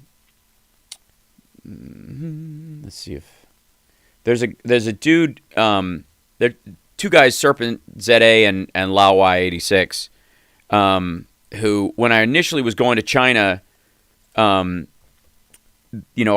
rode motorcycles around China, so I would, sort of check in on their videos, and see. Just like areas I knew I was going, they had videos because many times they'd been to these places, right?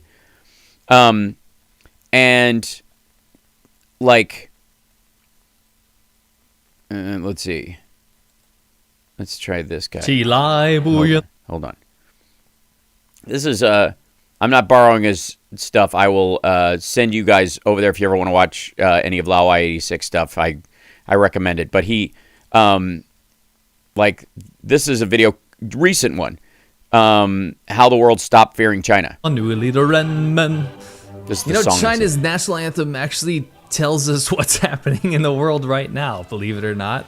Stand up, those who refuse to be slaves. It's kind of ironic that the world doesn't want to be China's slave at the moment. The thing is, it was our governments and our institutions and companies that were complicit in getting China to where it is today. Don't get me wrong, development is good.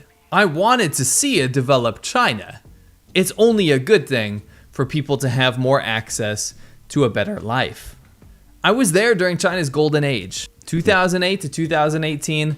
things really look like they were getting better and opening up.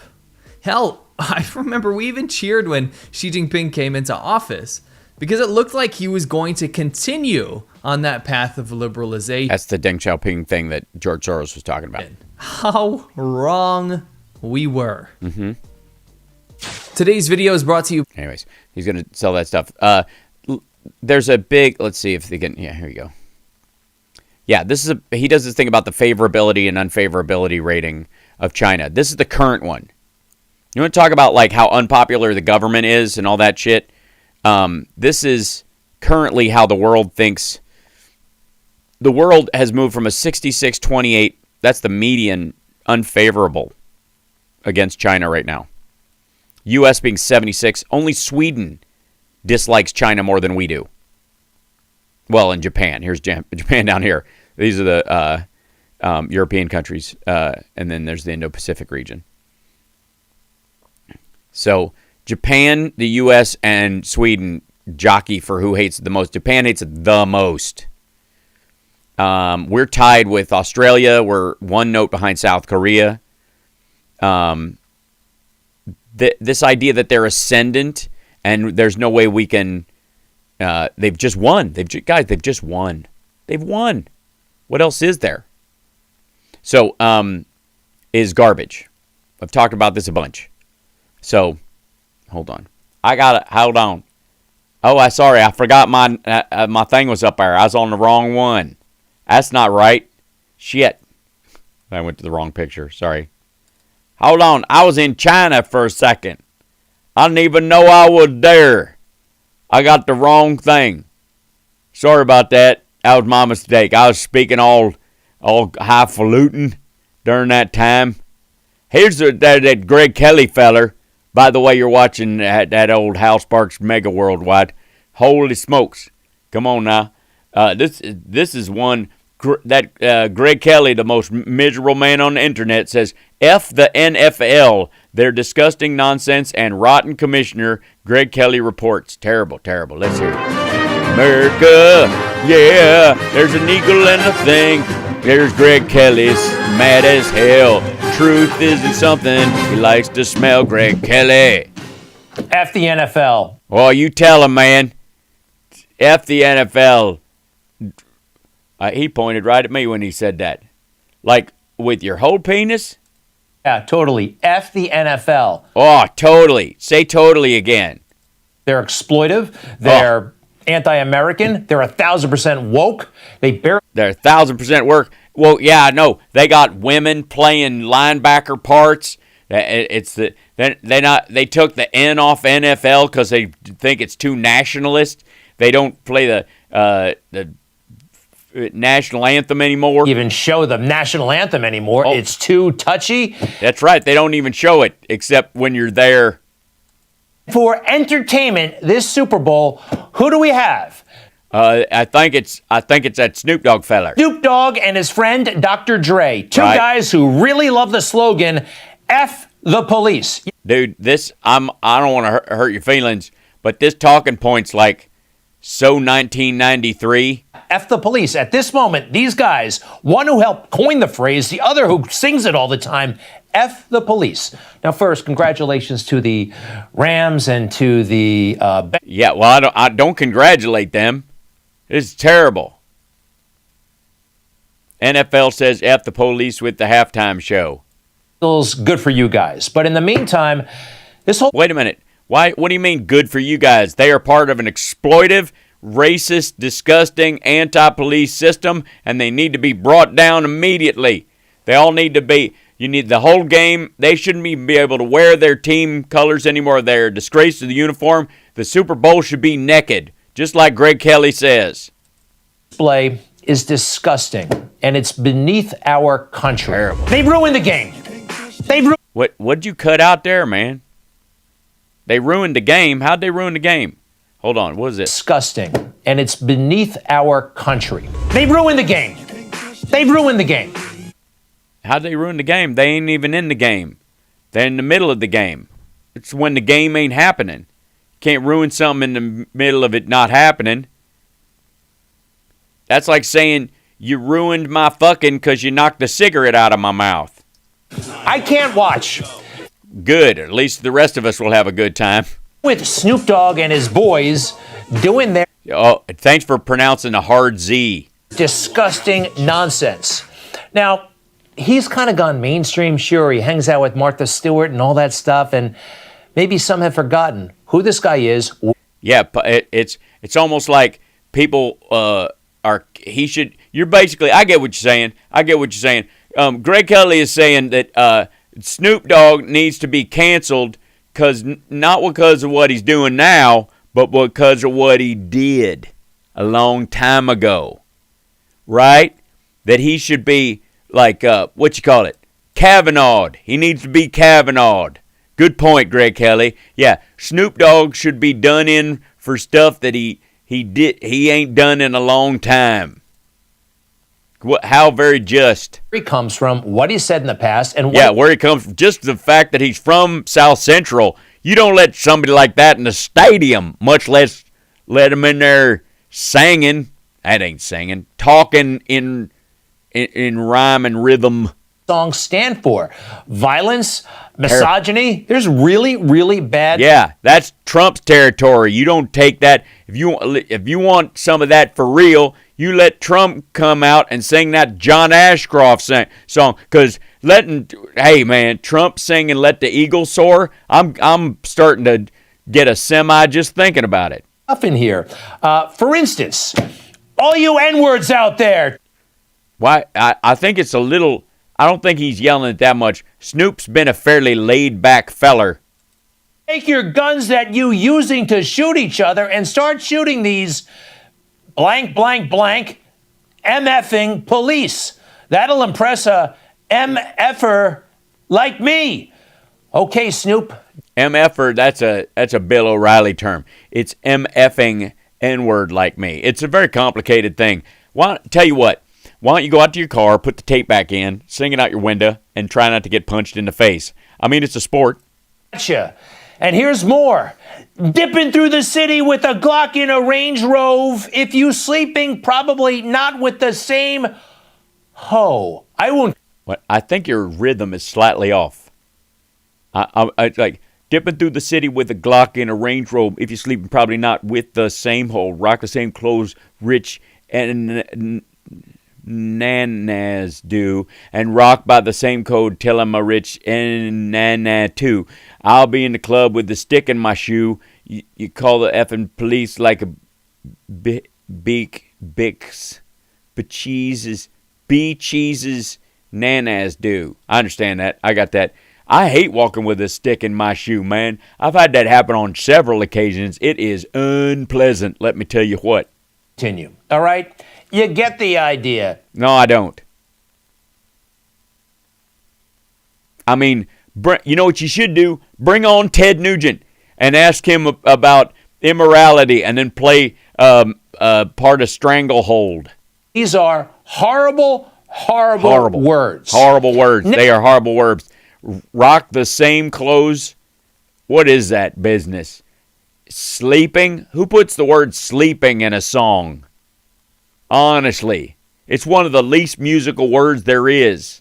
Sleeping. See what I mean? You can't even sing it right. Dip. Who puts dipping in there? Dipping? You mean like dipping and spitting? I had no idea. They did that. Just to give you an idea. And thank you for giving me an idea. Refresher.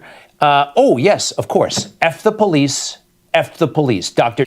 And did you have to write it twice? Ray made it famous. Snoop there covered it. This is somehow cool. This is somehow fun. They ain't doing it at the football game, are they? Is Colin Copernicus? Is Colin Copernicus going to stand up there and do the whole song on one knee? How woke. Now, yeah, that's true. There's nothing more woke than the extrajudicial assassination of a law enforcement officer by a drug dealer. You know what I mean? That's right up there with Roe v. Wade. Ludicrous that these guys... Wait, is Ludacris performing? Well, shit, say so, son. If it's Eminem, I'm in. Whole country, the whole planet. Hi, my name is. Hi, my name is. Hi, my name is. Ficus. Hi, my name is. Hi, my name is. Hi, I'm getting high. Watching them and their friends perform at the Super Bowl halftime show. Terrible. Quick reminder, less than a week ago, 2 cops were shot in New York City. Right. But that wasn't a song that was playing. That would reference that song was about South Central. Never mind. Officer Rivera, just 22 years old. Officer Mora, we haven't even yet 2 men of color had his funeral yet. 27 years old. Did you see the funeral on Friday? This was amazing, and I think this was kind of a silent protest by all these officers who are fed up with the. Or they just went there to show their respects. Now you know what you know what there, Greg. It paid probably whatever you said. Horrible language and treatment of them. Yeah, that's right. It was a silent protest against a song from 1993. Years now, years. But policing is not a money-making enterprise. Well, being the son of a police commissioner certainly has its perks. So it's not that cool. It's not that culturally relevant in this sick moment. What is? Well, the NFL. They make a lot of money, and they're kind of untouchable in a way. Some of them. You get on their wrong side. I'm talking about a lot of the players. Yeah, some of these players, they'll sick a dog on you. And also, that rotten commissioner. It has been a difficult time for our country, in particular, Black people in our country. First, my condolences to the families of George Floyd, Breonna Taylor, Ahmaud Arbery, and all the families who have endured police brutality. Well, Ahmaud Arbery didn't technically endure police brutality. Those were just felons. That's just straight old murder. Just, I don't know. Never mind. Keep reading. You mean well. We, the National Football League, condemn racism. From your basement. I swear to God, were you a guest on the Brady Bunch? Systematic oppression of Black people. He simply didn't know what the hell he was talking about. All right? He's a football guy. Football guys don't know what it's like to be around black guys the way Greg Kelly does. And he's talking about systemic racism. Even the use of the phrase is troublesome. Yeah, it's very upsetting to you. Absolutely. It really is. Yeah. Oh, yeah.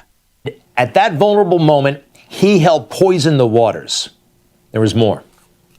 We, the National Football League, believe Black lives matter.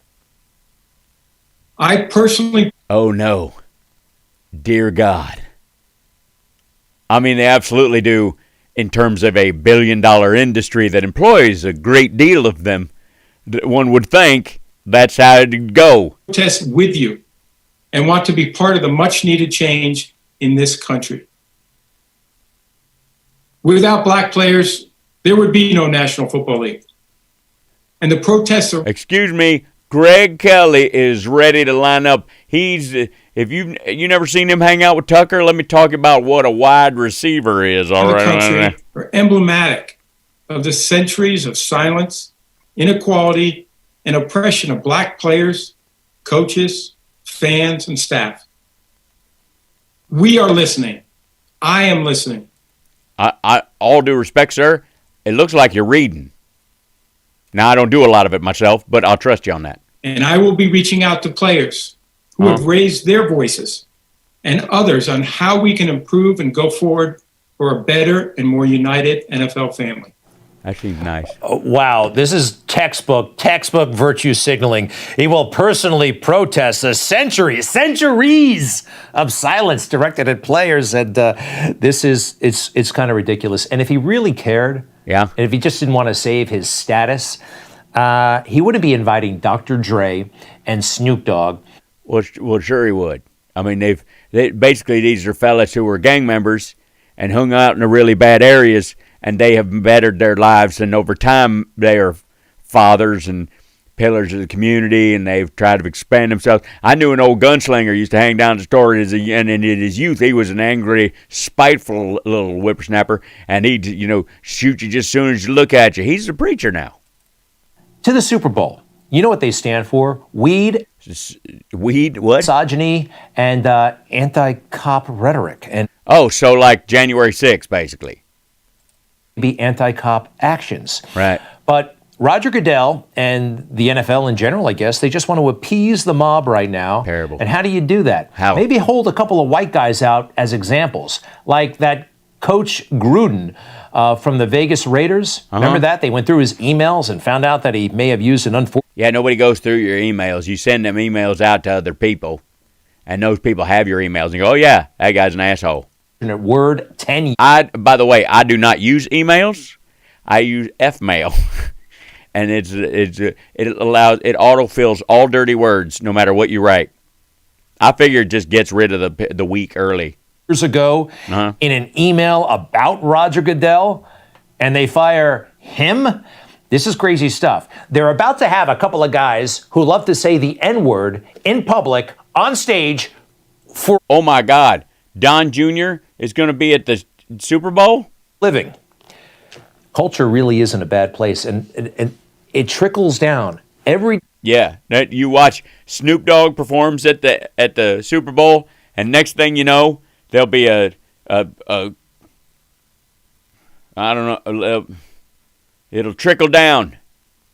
Next thing, there'll be a bunch of preschoolers sitting around, and they'll be singing F the police in a round. Folks are picking up on all of these cues from pop performers like those guys and the woke mob. Yeah, we are a bit doughy-headed in this country. I can't even watch a song without doing exactly what it tells me to do. I've been in so much trouble when Do You Think I'm Sexy comes on the radio. And some of them are just acting out. I think they've actually been encouraged to say and do things like this. Oh, so music and video games are responsible for crime, not the individual. I see what you mean. Yeah, so Americans are doughy-headed. Gotcha. This is a teacher, and these three people, ordinary people, all got Well, they don't look ordinary to me. They look very special. Themselves in big trouble. But you know what? In a weird way, they're going with the flow. Wait a minute. These are people who have been canceled effectively for doing something, and yet they're protected by the... There's a teacher from Brooklyn, and when you saw the big funeral the other day, all those cops, this guy thought, hey, ideal conditions for reciprocity. What he was getting at is somebody should take a car and drive... Yeah, we understand what he's saying. What happened to him? Through that great big crowd of... Right, not him, obviously. Not this feller. He ain't going to do it. He means somebody else. He's a little beta for that kind of activity. He needs somebody like you with a history of drunk driving. Another woman was... Yeah, okay. Asshole tweet something. Gotcha. Said that she had to, I don't know, walk around the block. She was inconvenienced by the funeral. Oh, yeah, that's that Guzman lady. She got fired by her theater company for shitting on a dead Hispanic cop. Then she said some horrible things about a dead Hispanic cop. Deceased officer. We do not need to shut down most of lower Manhattan because one cop died for probably doing his job incorrectly. They kill people for probably doing his job incorrectly. By the way, in case you don't know, he and his partner, the other guy who died later, they were both assassinated at a domestic violence call. Who are under 22 every single day for no good reason. And citation needed, lady. Don't shut down the city for them. She's wrong on every score, every count there. They don't shoot people every day. Actually, shooting civilians is a fairly rare occurrence. Yeah, and if Greg Kelly had his way, it would be less rare. You can thank the mainstream woke media, politically motivated, who exaggerate it beyond all proportion. Well, probably in response to you downplaying it to near worthless status. And then finally, this is possibly the most sinister and strange and illegal. And the blackest, which I know scares you. Everything you just seen.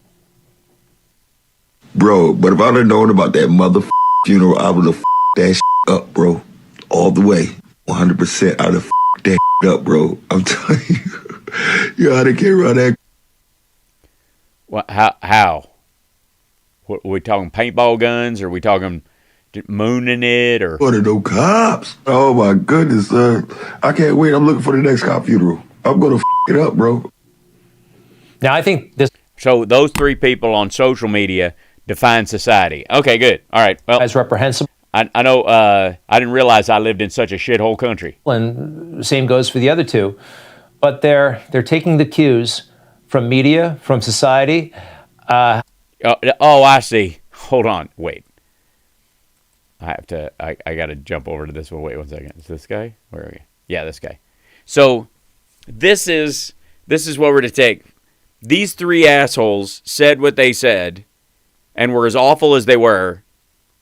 Not because they're awful or they're amoral or gross on their own. These three people were motivated by the fact that Dr. Dre and Snoop Dogg are singing at the halftime show of the NFL. There is a logic linkage there. Gotcha. All right. Can't put it all on them. They didn't invent this. No, they were hypnotized by Roger Goodell. Okay, they've been just taking it all in, from the lyrics to the news. Yeah, they were playing that cop killing version of Madden. What results? And that is hostility toward cops. And brings me back to the NFL. It doesn't have to be like this, okay? It doesn't have to be this crass and vulgar display. I don't think they're doing that song at the actual point. Not that long ago, 1990. Do you know what the theme of the Super Bowl was?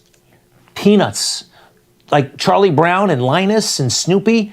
It was things you understood. 40th anniversary. So, clinging to a blanket, sucking your thumb. These are things that made Greg Kelly happy. 1990. Look at how they entertained the world back then. Wow! What a great birthday party!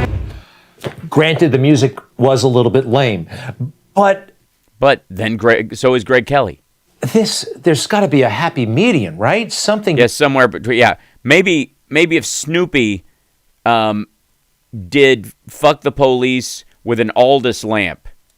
Between this, because he can't speak, and Snoop Dogg. I mean, look at it. Now we had Snoopy. So there is a time. We have the depraved, perverted Snoopy. Shouldn't be like this. I hope the NFL will rethink their decision. Still time to make a change. Jesus Christ.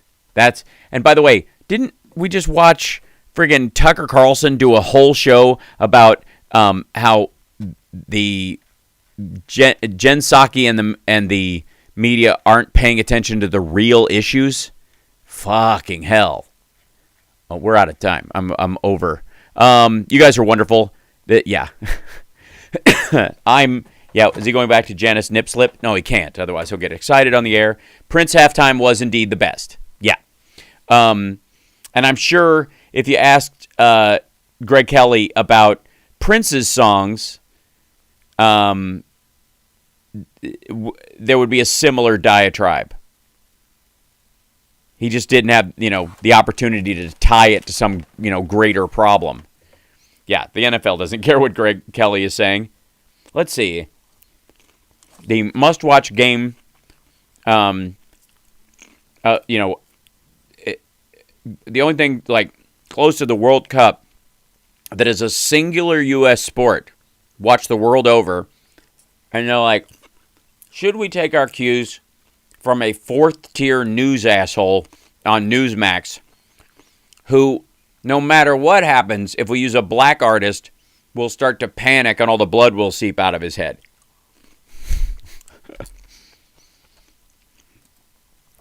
I'm way over time, aren't I? Yes, I am. Hold on. Let me jump back into here. Yep. There's so much to do. I'm never going to run out of stuff. Good Lord. Oh, good Lord. Hold on 1 second. This is a short one, but I think worthwhile. With let's see, Judge Janine, where's she? Judge Janine's show is being canceled. Want to bring in Judge Janine Pirro? Oh yeah, okay, that's why she was on somebody else's show. Very telling. This is called Hunter Biden Investigatio. I'm kidding. It's Judge Janine. Everything Hunter Biden did is dirty. The Five, host of the new Fox Nation series, Who is Hunter Biden? Wait, host of the new show what? Want to bring in Judge Janine Pirro, co-host of The Five, host of the new Fox Nation series, Who is? Oh, they gave her, see, they took her show off the air, gave her a shitty Fox Nation show to funnel money to her so she doesn't get pissed off, and then made her one of the 5 part of the week. I mean, she's... Next stop, Trump Media Group. Hunter Biden, hello to you. Good morning. Who is Hunter Biden? What have you found out? You know what? He's an enigma. He is both an open book as well as a puzzle. But just like Bill Hemmer. To tell you, that segment that you just played is indicative of how the government is slow walking everything that they're doing with Hunter Biden. We already know that the State Department, based on our experience with Hillary Clinton trying to get records and freedom of information, which after they got it all didn't turn out to be anything. The State Department has always dragged its feet, almost as though it's an Oh, it's weird. And yet we have all this Trump stuff almost immediately. It's not like it's taken 3 fucking years. Segment of the government, a unit. And so for them to say, we're going to take 2 years and we'll give you this stuff, i.e. let's get past the midterms, when the statute requires 20 days, do it. And they're not doing it. They're not worried about it. But the whole issue now, we're talking about Romania. Now, we've heard about Ukraine. Correct. We've heard about Russia. China. Now China, $31 million to the Biden family from China. No. All connected to Chinese intelligence and many the CCP.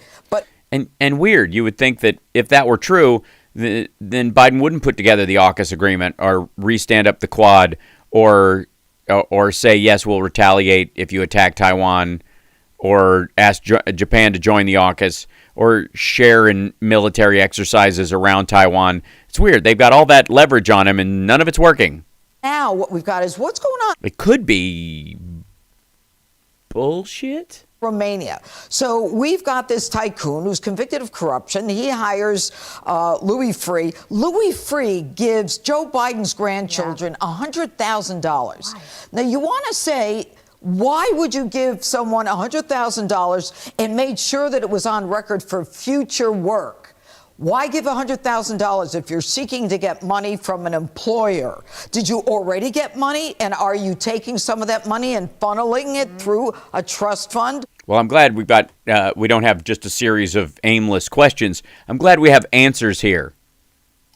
Or is this an agreement where, you expect to get huge amounts of money, you don't want to pay for it, so you don't want to identify it, so you give it to them? This is dirt. It's very... Yes, he gave this $100,000 in the open to someone else's kids. I don't know what she's referencing, but in theory, you gave it to that as a tax scam. Dirty, but everything that Hunter Biden did is dirty. Well, it's certainly some of the stuff he did in hotels. DOJ has been investigating him since 2018. Gee, who was president in 2018? Tax probe since 2020. Who else was president in 2020? It's the same person. Oh, yeah. Now we've got the New York Times going after him. Everything this guy did, and in this documentary that I host, you see a man whose life was tragic in the beginning. His mother and I believe his sister died when. Yeah, well, you would know. You did the documentary. Too. His father had just been elected to Congress, and he grew up being raised by his grandmother. But when his father became vice president, Hunter Biden learned how to parlay that father, and he leveraged him for all kinds of money. And then Oh, you mean he was able to make money on the strength of the Biden name alone? Why didn't that work for the Trumps? Weird. I can't figure it out. Hear about him using that money to pay the Biden family's bills. But when well, no, he had to give half of his money when he was cracked out for them to keep for him. He went into the addiction of alcohol and crack cocaine. He got involved with all kinds of dirty characters. And at one point in the laptop that we all know was discovered in 2019. No, we don't. There is no laptop. That's all bullshit. or dropped off at a blind repair shop dealer's thing, or according to Don Jr., it was stolen by the Russian mob. Repair shop. He says he worries that the Russians have a copy of one of his laptops that have some of his porn stuff on it, and that they could use it to blackmail him. He's saying this on his own computer. You mean the fake computer? In addition to this, what we have is his debauchery is just horrible. He's sleeping with his brother Beau's wife. And then we now know that he was doing drugs with her, that he was filming all kinds of debauchery. Again, filming yourself having sex? Like, has she seen the Pam and Tommy movie that's just come out? Disgusting stuff. Right, which is none of my business, has nothing to do with policy. I don't give a shit. And since everybody knows about it, you can't be blackmailed with it. He is a disgusting human being. Yeah, he's a disgusting human being. I mean, his mother was killed in the car when he was a little kid, and he had drug problems. And during the time he was on drugs, he was acting in all kinds of untoward way. But he's not a good, upstanding man like Mike Pillow. Anyone else would be in jail with. No, there's lots of people who have drug problems who are engaged in a lot of stuff who didn't end up going to jail. Without a doubt. And by the way, is the goal that they should. You can watch it now. Who is Hunter Biden? Available on Fox Nation now. Yeah, nobody's going to. See you tonight on the 5. I'll be there. Hi, when Brian. Oh, God. That's it? That's what we get, is basically just an ad for that fucking thing? And that's the quote. Judge Janine, everything Hunter Biden did is dirty. Ew. It's so gross. He did the thing and he was like, he put his parts in another person and he was doing dirty part things. And then what if people found out about it? They could use that as leverage against his dad, even though our people already knew about it. It didn't ultimately matter. If this stuff ever comes out, like pictures of him in bed with hookers and smoking crack, they're gonna threaten his dad with all this stuff, and it's already come out. Oh, and they didn't get anything for it. Oh, well, arguably you could say that if there was a blackmail threat, the amount of stuff that's come out through Fox News and other people about Hunter Biden making him look like shit, you could argue that Biden just said, fuck you, release it. I'm not doing anything. Because the sheer fact that this information is out there, leaked through people like Rudy Giuliani, is the conduit by which you would use it to embarrass someone and pressure them. If you don't do this, I'll release this stuff. Well, it's out.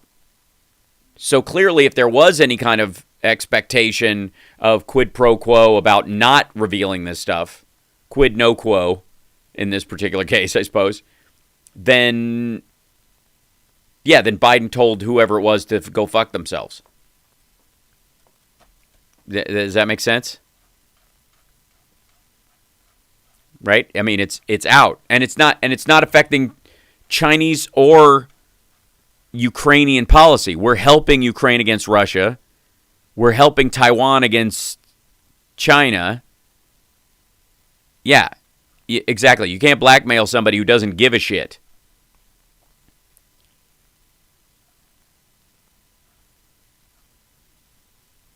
That Donald Epstein victim must be talking right. Funny how the laptop is talked about but never given to competent authorities to validate. Yeah, isn't that funny, Connie? You never see it. Never see the fucking thing. I'm tempted to watch this thing on my own or put it on the show and review it, but I'd have to sign up for Fox Nation. Ugh. And do the whole thing just because I want to see if they have a picture of it. I have yet to see anybody give photographic evidence of even the physical thing, much less the metadata that proves that any of it is legit. They never do that. Rudy won't do it. They hold up paper. Who the fuck, look, I have, this, trust me, this is an email from Rudy Giuliani's laptop. I can't show you the part of it, but you just have to trust me if you want to freeze frame on that. Sure, it says Peter Murphy cuts you up as and it's the lyrics to that, but I found this on Rudy Giuliani's laptop, and I'm willing to give this to the authorities I won't give them the hard drive that I downloaded off of, but I will give them this paper copy of an email that I found on there that has to be real. I'm crinkling it. We showed these things, and this is all, what more evidence could you possibly need? Metadata.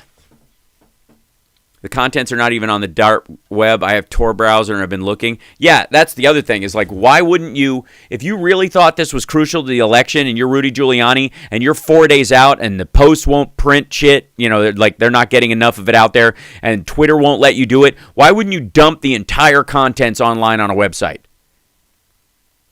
Honestly, you could house a website anywhere on Earth for peanuts and you could post it like a searchable a database of everything on that fucking hard drive. Why not? Why wouldn't you do it? If the world matters, if the country matters, if you think the country's going to go to hell if the crime family gets in control, right? Oh, thank you. Thanks, 15909. I appreciate that. Yes, think about becoming a patron and all that, and I will improve the road gear. Especially at the house. This computer is, how old is this one? This one's long in the tooth. About this Mac. This is what am I doing this show on? It'll bring it up in a second. About this Mac. Yeah, there it is. This is a 2013 iMac. Yeah. Running Catalina because it can't run anything. I can't update the software past Catalina. So yes, support would be great. Thank you very much. Become a patron. Help us improve the computer here. That would be a great step forward. Yeah. To the point where I could actually set this thing up so that we wouldn't, because I'm going to be here more and more as things start opening up again, obviously. But it would be nice to have access to all the regular stuff that I have to do to the show, and there you go. If it's fine, then don't. Then you can just enjoy the show as it is. Thank you, Philip. Keith doesn't sound nice. He says blank in the 30s. Of course, Giuliani got a GRU SVR drop. No question. That's really the, Bannon calls it the hard drive from hell instead of the laptop from hell. Everybody's lying about this fucking thing, and we're never going to see the real thing. It's all nonsense. And by the way, Rudy Giuliani, if anybody gets this to him, he's got bigger fish to fry right now because he's completely fucked. I'm calling you out. Show me the laptop. Show it. There's no excuse. He has it. There is no excuse to not have it on camera, even just sitting behind there with like an arrow pointing to it. Hunter Biden's laptop sitting in his office.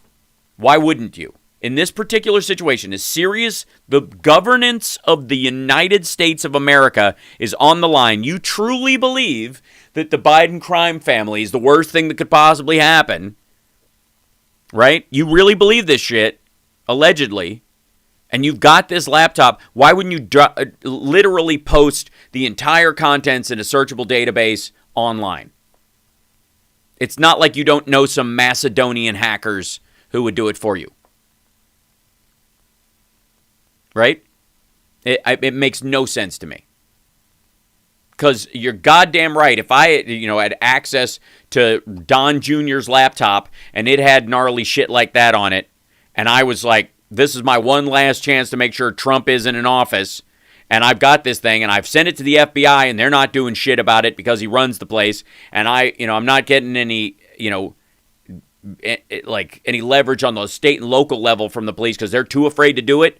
And I really believed he was a criminal, engaged in criminal activities, and I believed that the contents that I found on this laptop are genuine. You bet your ass it would be on camera every day. I'd be wagging that fucker around. Here it is. This is it. I will send you a little link up, and I'll let you download the entire contents of this to look through it. This is singularly the real thing, right? There is no laptop. It does not exist. It is now and has always been bullshit. They used it and made up that version of the hard drive that Rudy got in Ukraine that he paid $5 million for, that they were shopping around for $3 million. He used that as and they created this preposterous nonsense about the laptop because he'd had a laptop probably back in the day he'd lost track of, and the Russians had stole it or something, and he knew they'd stolen one, so he's like, fuck, if they, and then they just made up the whole, like, if they found out what's on that, I'd be in deep shit. And then they just went, we have his old laptop, we can just say we've got it. Yeah, do a searchable database of the whole fucking thing. Sorry, it doesn't exist. Always is and has always been bullshit. Because, like I said, if you truly believed any of the things that Rudy Giuliani said about that one and the about the laptop itself and the importance of keeping the Bidens out and the crime family bully, if you believed any of that nonsense, any of it, you would, of course, release a full... I mean, the fucking... When Parler got hacked, they just released everything. The hackers broke into it, they took it, and they went, I'm not stealing this stuff. I want you guys to know what's on there. There's a fucking, 70 terabytes of searchable stuff from that hack that you can look at because Parler's a dump. It's got Craigslist-level security. Why wouldn't you do that? I mean, seriously, that you honestly think the election hangs on this. I can't stress that enough, that in his heart and in his head, if he genuinely believed everything he says about Hunter and about Joe Biden, why would you not release that thing? Even afterwards, when you thought, oh my God, they stole the election. Holy shit. People need to know who stole the election, right? You would definitely do it after the election, right? If you believe that shit. You believe all this shit, and you believe that the election was stolen by people who you think are horrible criminals.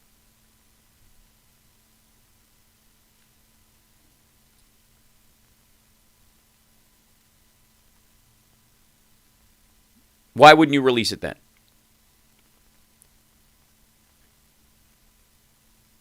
It makes no sense.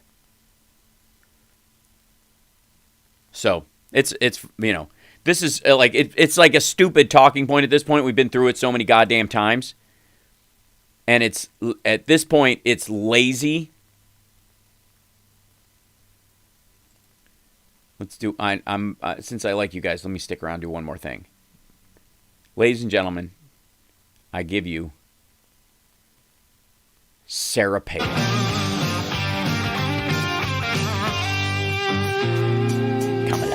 Heir apparent. And now continuing our week-long series called Kamala, Heir Apparent, we're joined by someone who was nearly vice president herself, former governor of Alaska, and good friend of mine. For the record, folks, Sarah Palin, governor. Is this green screen? The perspective looks way off.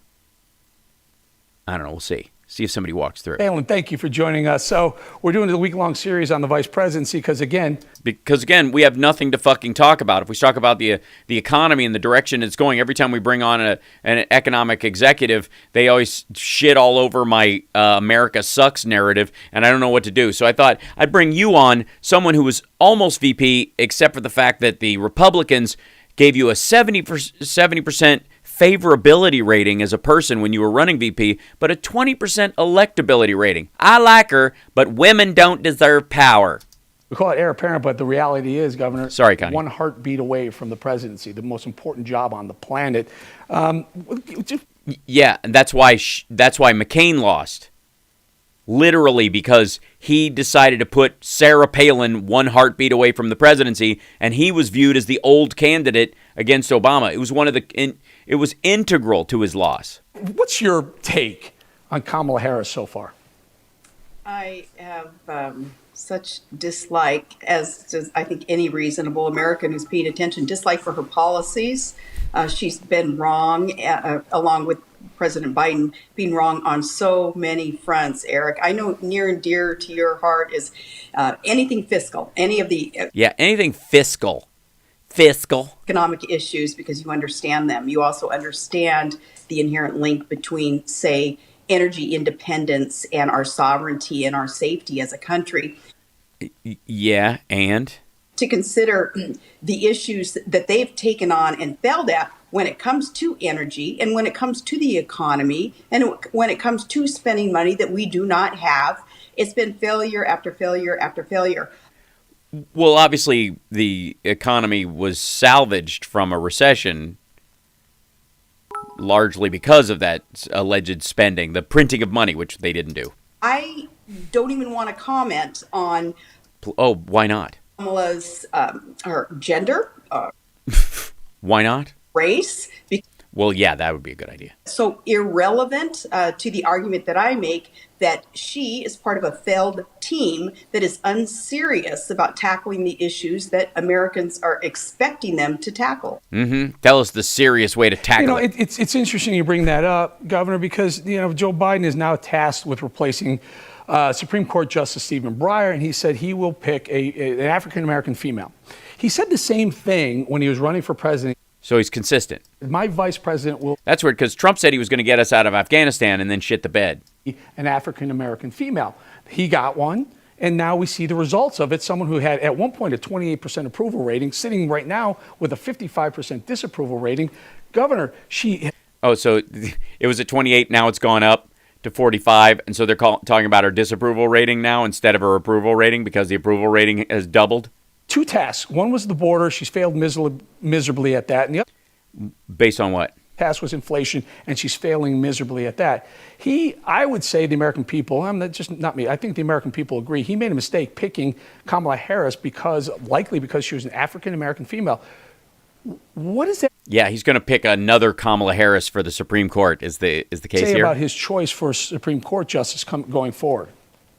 What President Biden is doing is trying to bait us into discussing race. Ultimately, his goal being to divide Americans. And of course... Why would that be divisive? False premise. Why would it be divisive to discuss the first black woman on the Supreme Court? Why would it not just be kind of baseline celebrated? So yeah, obviously there have been a lot of qualified black female judges, over the last few decades, and none of them really got consideration. It's about time we consider one. That's a good idea. Cool. Sandra Day O'Connor, anybody? Remember what Reagan said about it being a transformational moment? Is that why would it be divisive? We know that with division, that is how a foundation crumbles. That Yes, something along that, something Lincoln-y. How America would ever crumble is from within the division that is sought by these so-called leaders. Sought by them? Oh, right, because they're the ones saying if you're a Republican, don't get vaccinated. Sure. And Harris, he's doing this on purpose. That's why, and he wants to. Yes, he is doing this on purpose. He is campaigning that he thinks it's time to have a black woman on the Supreme Court. When presented with a Supreme Court seat that he will fill, he seeks to keep that. Yeah, it's been on purpose. It's not accidental. He didn't trip and land on a talking point. And there's just a note on the floor, and he's like, "I would like to nominate a black woman for the Supreme Court." Fuck, what did I just read? Shit, now how do I back out? Especially to take the bait and to start being all racist and stuff. Engaging in discussion about race. Yeah, don't engage. She's right. Republicans, not good. Don't engage in discussions about race. Doesn't work out well.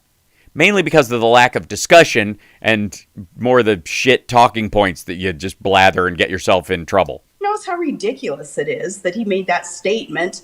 We need to assume that he's going to follow through, though, on... Yeah, it was a ridiculous promise to make, but now that he's made it, he's got to keep it. Because that's what presidents do. Like when Trump ran on getting us out of Afghanistan. Judging the next Supreme Court nominee, that judicial appointment will be based on race and gender.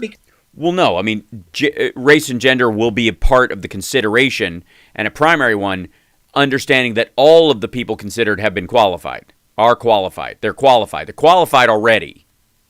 We know there's 10 people here. They're all qualified. What we don't have is someone on the court, and the reflection of the court as far as the populace has been specific to largely another group of people and has always left one particular group of people out. And so all things being equal, that's a plus. He's proven that already. His track record shows that, that's all that matters to him. It's not competency. It's not education. Yeah, he's putting all these incompetent black women on the jury, on the judicial bench federally. That's proof's in the pudding. It's not even a level of intelligence, which and by the way, Eric, relax. is such a condemnation of those qualified individuals, be they black or white, male or female, who do qualify for the position. Well, the idea is that they all qualify, but of those qualifications, one of the elements that you can add is, life experience and perspective, and a broader perspective is always good. See Bill Burr's bit on ashy skin. Instead, he has to meet this quota, he believes, or the puppet masters believe he needs. The puppet masters, yes. It's like big pharma, big tech, big black. Make some quota when it comes to race and gender. It's an affirmative action hire. She's not really qualified. Painting himself in a corner, but he did it on purpose, Eric. He didn't paint himself in a corner. He made a decision. He's sticking to it. At no point is going, fuck, now I got to pick a black lady. You wanted this. Oh, I didn't even think I was going to win. Why'd you guys have to cheat and put me in here? That's what he's doing? Good Lord. He did it to divide. So, Governor, before we leave. Why would he? And again, why is the premise that saying a black woman, that since we've never had a black woman serve on the Supreme Court, that making, nominating one that is qualified would be a priority as far as perspectives on the court? Why would it, and again, where qualification is the primary aspect and the secondary aspect is their race and gender, all things being equal in that regard, and except for the fact that black and female had been excluded until now, sometimes actively, sometimes passively, and the passive exclusion is an even more pervasive problem because it can last longer. We just forgot over time and just passed over people because we didn't even, it was habitually not considering them. We're just going to end that.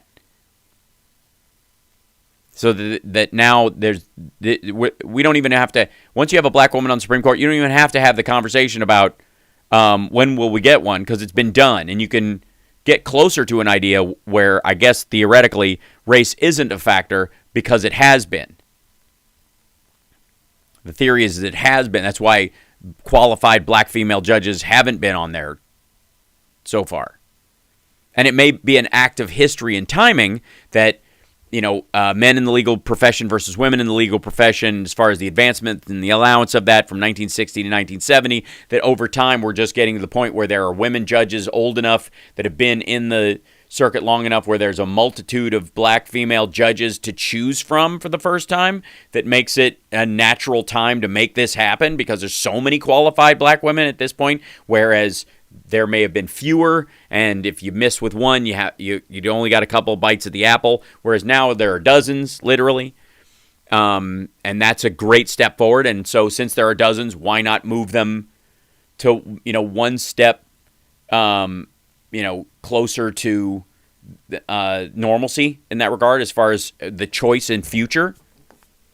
But it's an affirmative action. This topic, did Joe Biden make a mistake by picking Kamala Harris as his vice president? No.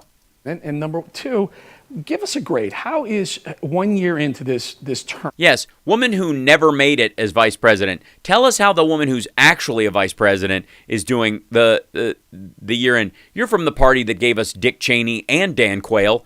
And we're on their way to making a third horrifying choice for vice president. Tell us how Democrats are doing.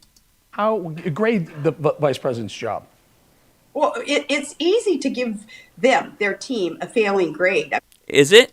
Just look at the $1 trillion deficit racked up in 1 year. Well, it's not a deficit.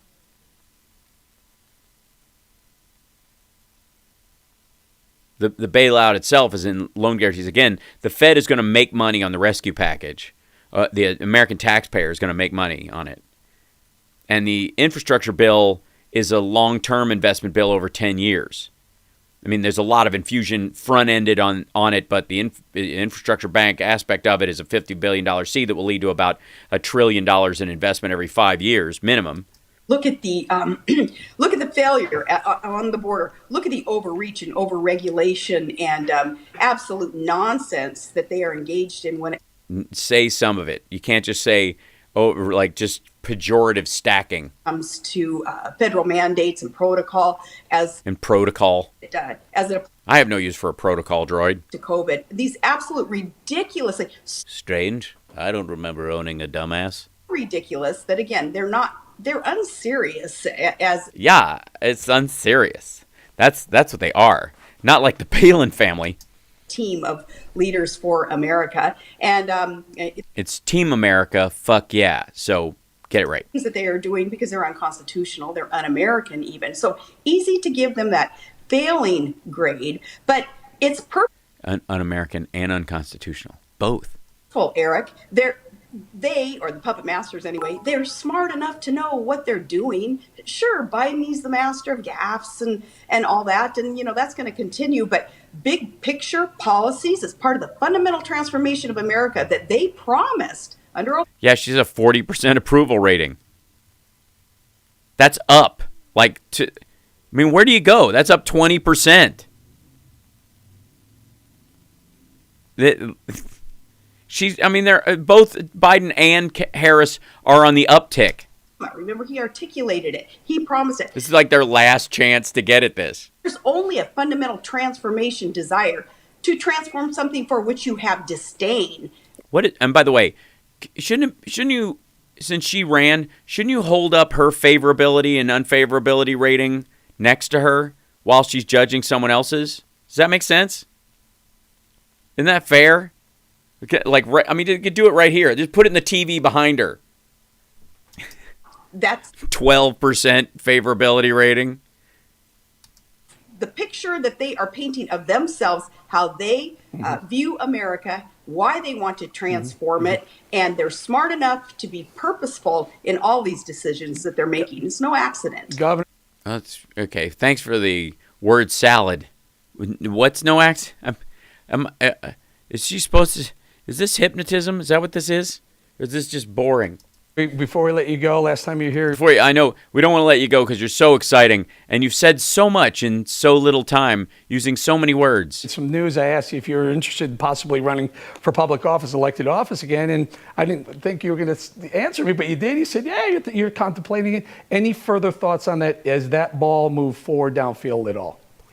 I really do want to get back into public service. Yes, I believe that my qualification and the foundation that I built, having served on the local and state, and then, get on this national platform, international platform, all the experience. Yeah, she's going to run for Queen of the UN. Put to good use to serve Americans. Most importantly, though, besides strong work ethic that I have and a lot of common sense. Yeah. I would say it's uncommon sense. I would say the kind of sense you got is just, it's next level.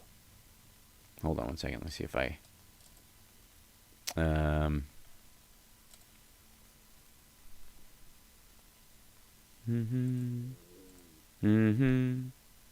does that not work? Why is that? There it is. Hold on. I gotta have... Maybe. Wait. Checking something. Hold on.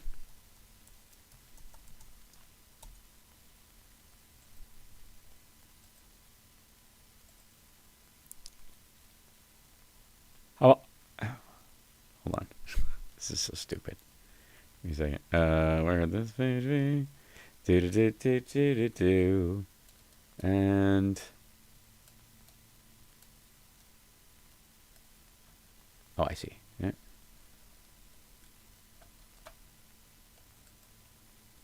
I just gotta say, I think she knows a lot about a what. Hold on. Oh, she disappeared. Where'd she go? Come back. There she is. I think she should run again. I really do. I've been saying this a couple of times. It'd be a good idea if she ran again. Because just because we wear the same glasses.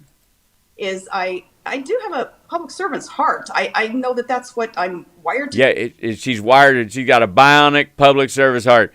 Her heart is actually half of the rigging from a sewage treatment plant in our district. I want to do it, and I hope for the opportunity. What level? What type of office? She wants to run for comptroller. I'm kidding.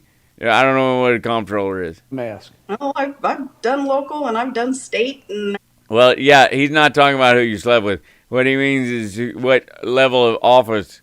Regional? Is that the next step? Could you be regional director of sewage treatment for the eastern quarter of the United States? I'm just saying there's a bunch of too these many things. other positions above that I would be really interested in. But yeah, shoot for the stars.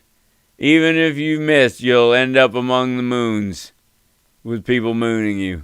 at national level. Fantastic. All right, Governor Palin, thank you for joining us. I appreciate it. So, national, she's going to run for national level. Oh, good. I hope so. Sorry. I was looking for a librarian with glasses character, and I couldn't find one. That just popped up, and it was inspiring. I don't know who that guy is, but I like him. Thank you. Thank you. All right, now let's bring in one of our favorites, our friend of the show, Bridget Gabriel. She's here. She's the founder of Act 4. Oh, my God. The hell is happening? What is this? Fuck. What kind of lighting is this? It's like if a human was exposed to nothing but luminol and black lighting their entire life, this is what they would look like. America, Bridget, thank you for joining us. Bridget, Governor Palin weighed in on Vice President Kamala Harris. Let me ask you, what do you think of the job Vice President Kamala Harris has done? What do you want to give her a grade as well? Yeah. Governor Palin said the group, the two of them, Biden and Harris, get an F. But what about Kamala? Look, Kamala has failed at every single task Biden has given her. Well, she's still working on it. You do realize she's not done. She didn't quit. And gave her the task of the border before she even visited the border. Well, yeah, that's what are you going to do? Go see the border. Let me know if you want to handle it. Failed at the border. She failed at COVID. She failed at national policy. What national policy would that be? At foreign policy. What foreign policy would that be? Not to mention she has a laugh that I cannot stand and nobody else can stand. Oh, yeah, that's what it is. She failed at laughing. Hold on one second. Let's see. South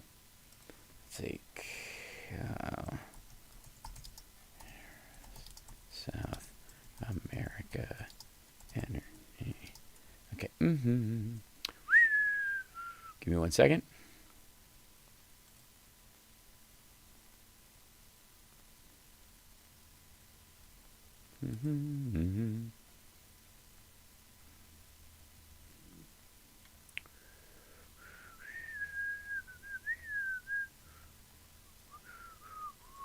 Let's see. Give me 1 second. I'm opening a page.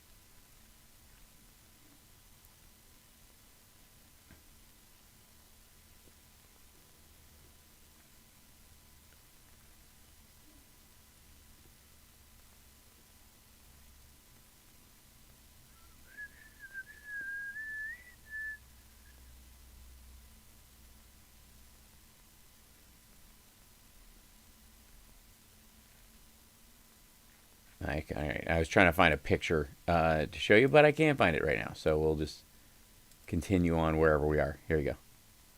I had oops, that's not it. All right. Including the Democrats. This is not, she is disliked by both the Democrats and the Republicans. Well, no, she was at 22% favorability, and now she's at 40%. She's getting better. Last bite of the apple. Combined. Even Biden cannot stand her. Look. Really? By the way, what's this page 6 bullshit? What is this, like the Real Housewives of the White House? This has been a forced marriage between her and Biden, and there are rumors that even she has clashed with Dr. Jill Biden. So this is not. Oh, rumors. Good. Okay. Match made in heaven. It's not all sunshine and daisies at the Biden-Harris camp. And she better be careful and holding on to the vice president's office before she even starts thinking about running for president or even occupying the White House. Even Biden doesn't like her. Is that what this show does? Is that what bowling just is? That's what this lady's job is? She just comes on and because there's only like isolated cameras on the Real Housewives where they just go. I don't even. She's just awful. I love you. You never hold back, Bridget. I love it. I love it. Well, that's because she's not restrained by the truth. Dr. Jill Biden. That was fantastic. Control, play the soundbite of Kamala Harris talking about inflation. It really just shows how little she really understands about the task that she's been given by the president. Take a listen. We got to deal with the fact that folks are paying for gas, paying for groceries, and need solutions to it. So let's talk about that. Short-term solution includes what we need to do around the supply chain. Right? So we went to the ports of Los Angeles, Long Beach, Savannah, Georgia, and said, hey, guys, no more 5 days a week, 8 hours a day, 24/7. Let's move the products because people need they need what they need. We're dealing with it in terms of the long term, and that's about what we need to do to pass Build Back Better. It strengthens our economy. Now, let me tell you what that was, Bridget. That was 38 seconds of a word salad that made no sense, didn't taste it. Dude. So far, we've watched 9 minutes of word salad on this segment, dum-dum. That salad. She not only does not make sense, but even when she tries... Nobody likes her. Nobody likes her laugh when she tries to make sense, and she's laughing while she's doing it, and nobody even, even Joe Biden doesn't think she makes sense. She comes across as very not genuine. Very not genuine. Yes, it's a terrible trait. You cannot fake sincere. And the American... Well... Keep trying. Public can see through all this facade. She is unqualified. She is unexperienced. She could inexperienced.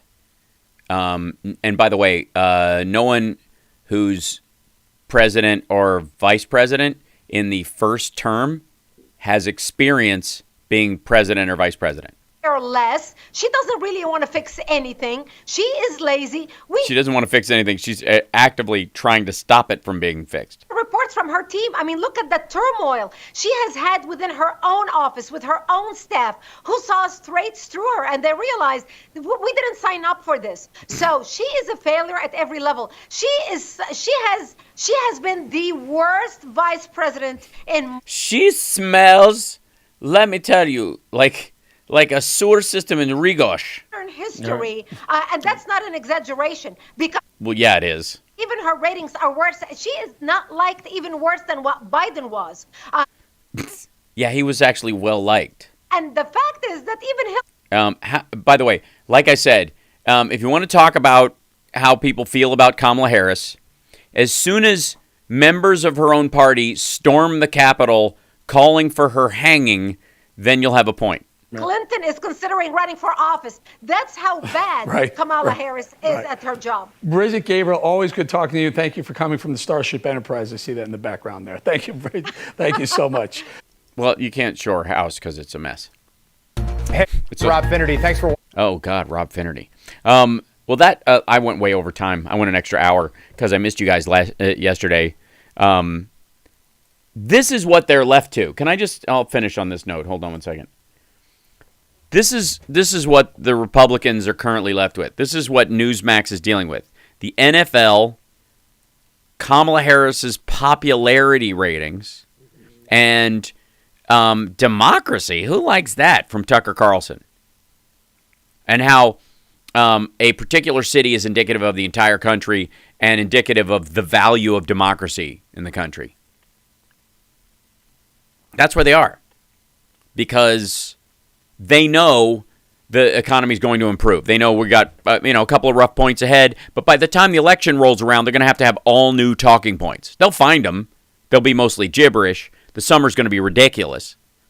But what are you going to... And ultimately, they're hoping that that Putin goes into Ukraine because they can go, say Biden got us into a war because Putin saw weakness and decided to invade. No matter what we do, if we push him back... Unlike Crimea, if we with NATO push back on their activities and it expands and they decide to retreat or they lose a bunch of soldiers and they don't gain any ground, it'll be like Biden started a war. Even though they were trying to, Russia was backing Trump the entire time he's in office, and now that the Democrats in office, that's when they're pushing back against the country. Because I don't know how to break this to Republicans, but Putin and the Russians don't necessarily have America's best interests at heart. Same thing with China. If you want to hear more about the demographics and the geography and the economics of both of those countries and how we're going to kick their sorry asses over the next decade and how we and the more resilient economies in the Western world are going to distance ourselves from those kind of regimes as they squander their own resources and their own people and their own intellectual their intellectual progress, but also their ability to transform their own countries through innovation and invention. They're just washing that all away. Meanwhile, we're kind of doing fine. As tough as the world is, without having an unrealistic view of the circumstance we're in because of actual life, how life truly is, compared to where these guys are, which are in, honestly, a wreck of their own making, we're going to be doing okay. And that's increasingly difficult for the Republicans to run against. And they're going to be pissed about it by next year. They got a bigger and bigger boogeyman. Wait till, George Soros gets too old and passes away or hands off they're hoping he passes the baton to somebody who's crazier and speaks faster so they can at least play more clips of him. But that's not going to happen either. Hard fade there as well. Anyways, I got to let you guys go. I will see you later. You're awesome. I got to go catch a flight. Take care of yourself and take care of somebody else. And I will see you guys for the regular show tomorrow afternoon, 4 o'clock, because on Thursdays, the afternoon show is later. Much love. Take care. See you soon. Okay, bye.